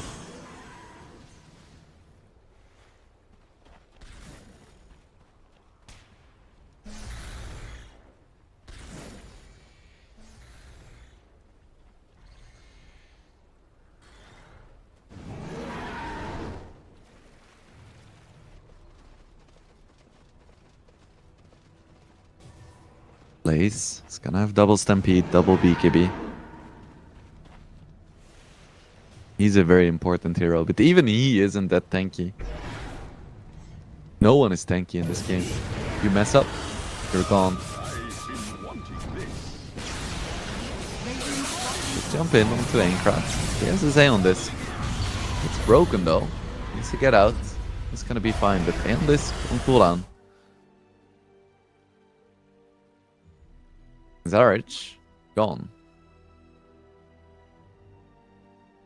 FPS drop. Hopefully it's just a quick restart and then going right back into the action, because you lose so much of your game sense in long pauses.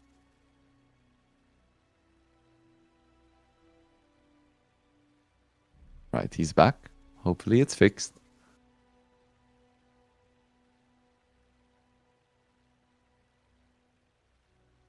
Hopefully it's fixed. Please tell us it's fixed.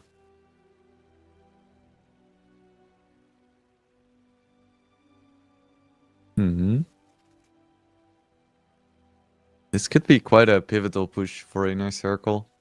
This is the moment when they want to strike 1 minute away from Jakiro and Ursa buybacks.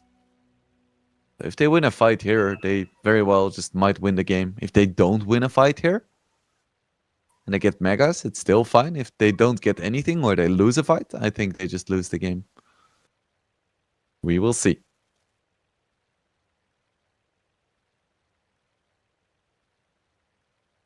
Shpilit is ready. Inner Circle is also ready. Let's see. Late game Dota. All or nothing for a spot in the playoffs.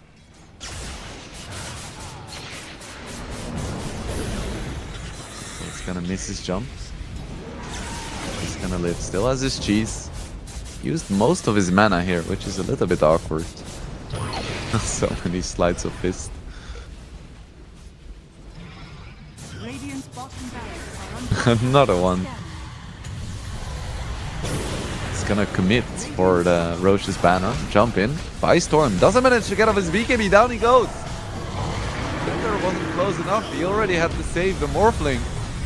Now we have the Golem, but it's a little bit too late. Refresh by Zarich. Morphling is gonna lose his Aegis. Buyback by Storm. Warlock gone as well. Fernand should fall here as well. On he goes. Radiant's Morphling is back in the fight. Triple buyback by Inner Circle. They really want to finish now. They managed to get the Nyx, who does have buyback. Didn't have to use it previously, and they didn't manage to get Megas. And had to use 3 buybacks. All of the cores for Team Shpilit still have theirs. Disastrous for Inner Circle. They don't lose outright. They just put themselves in a heavily unfavorable position.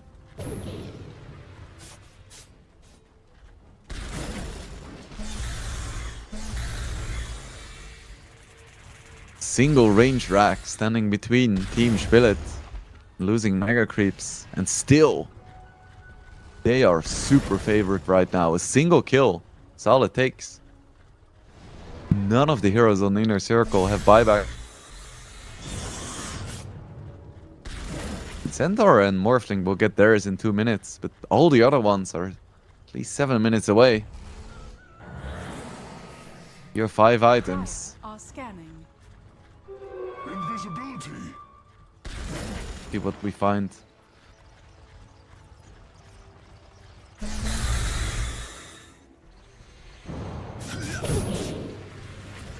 It's gonna be very difficult for Shpilit to push the bottom racks though. They don't have Aegis and they don't have great pushers. I guess Solo could use his level 4 liquid fire. I don't think you wanna stand on the front line with the Jakiro at this stage. You wanna sit back and hope you can get off a macro power. That's the goal.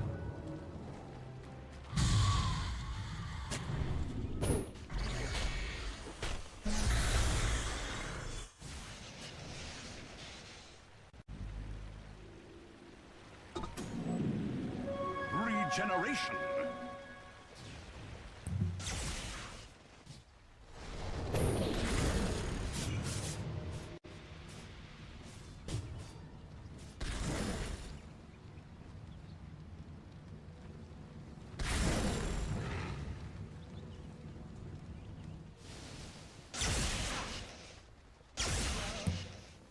Warlock working towards an Aghanim. He has had to buy so many items to just make sure he even gets off the first one. Savage still has a normal blink dagger. Funny. He's so fat. Would have expected a overwhelming blink.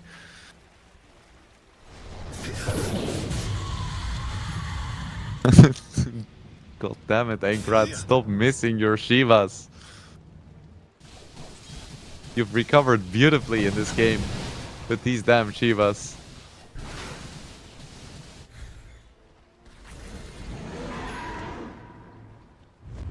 Vendetta popped. Smoke as well.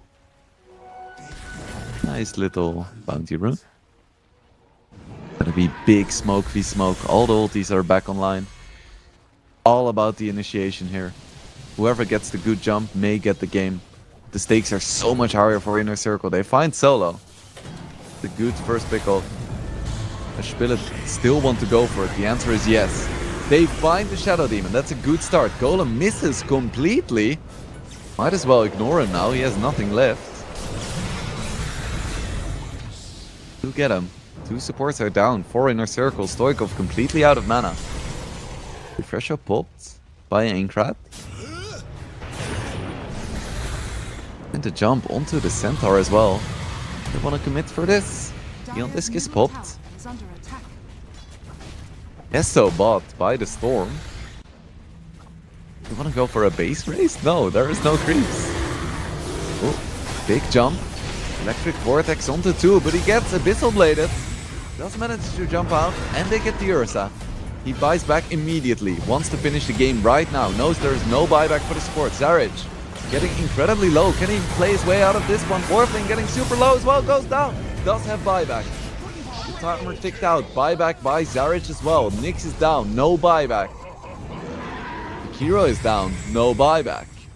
Warfling is down. Does buyback. So it's 3 cores against 3 cores. Only Aincrad has a buyback. Is he gonna have... Yes, he's gonna have to buy it as well. Is he gonna go for it? Yes, he does. Back into the fight. Centaur is down. Now it's just Morphling and Storm Spirit Dire's middle against tower Ember, Timber, and Ursa. There are like no BKBs at this point. Dump Dire's in. middle tower Ice is under Stoikov attack. trying to get rid of some of the creeps. You don't want to stand too Dire's close. middle tower has fallen. Fortification is popped and Mega Creeps are online for Inner Circle, hitting the tier 4s. Good jump onto Zarich, gets incredibly low, they take down Storm. Now it's just Morphling. Can he play his way out of this one? 1v3? The answer is no! It's gonna be Team Shpilit. Radiant structures are fortified. Renaud still has a say in this. He doesn't want to give up. Is he gonna be able to take down the Ursa? Just him? Yes, he is! Yes, he is, but it isn't gonna be enough. Radiant GG is called. Team Shpilit take it after an absolute 65-minute barn burner. My goodness. Team Shpilit, they take it. And they're gonna secure themselves a spot in the playoffs. It was an incredible effort from Inner Circle, but it's not gonna be enough. Oh, I'm gonna have to take a moment to catch my breath, but what an incredible final game of the day. Huge congratulations to Team Shpilit. What a game. That is gonna be the end for today. Luckily, it's not the end of CCT. It's just the end of the group stage, and we have so many more amazing games coming up for you guys. But that is the end of today. So I hope all of you have had an amazing time as I have. Stay tuned. I think the next game is probably gonna be in a few days. Let's see. No, it's gonna be on the 16th. So on Monday, the CCT continues. But it has been an absolute pleasure being your host for you today.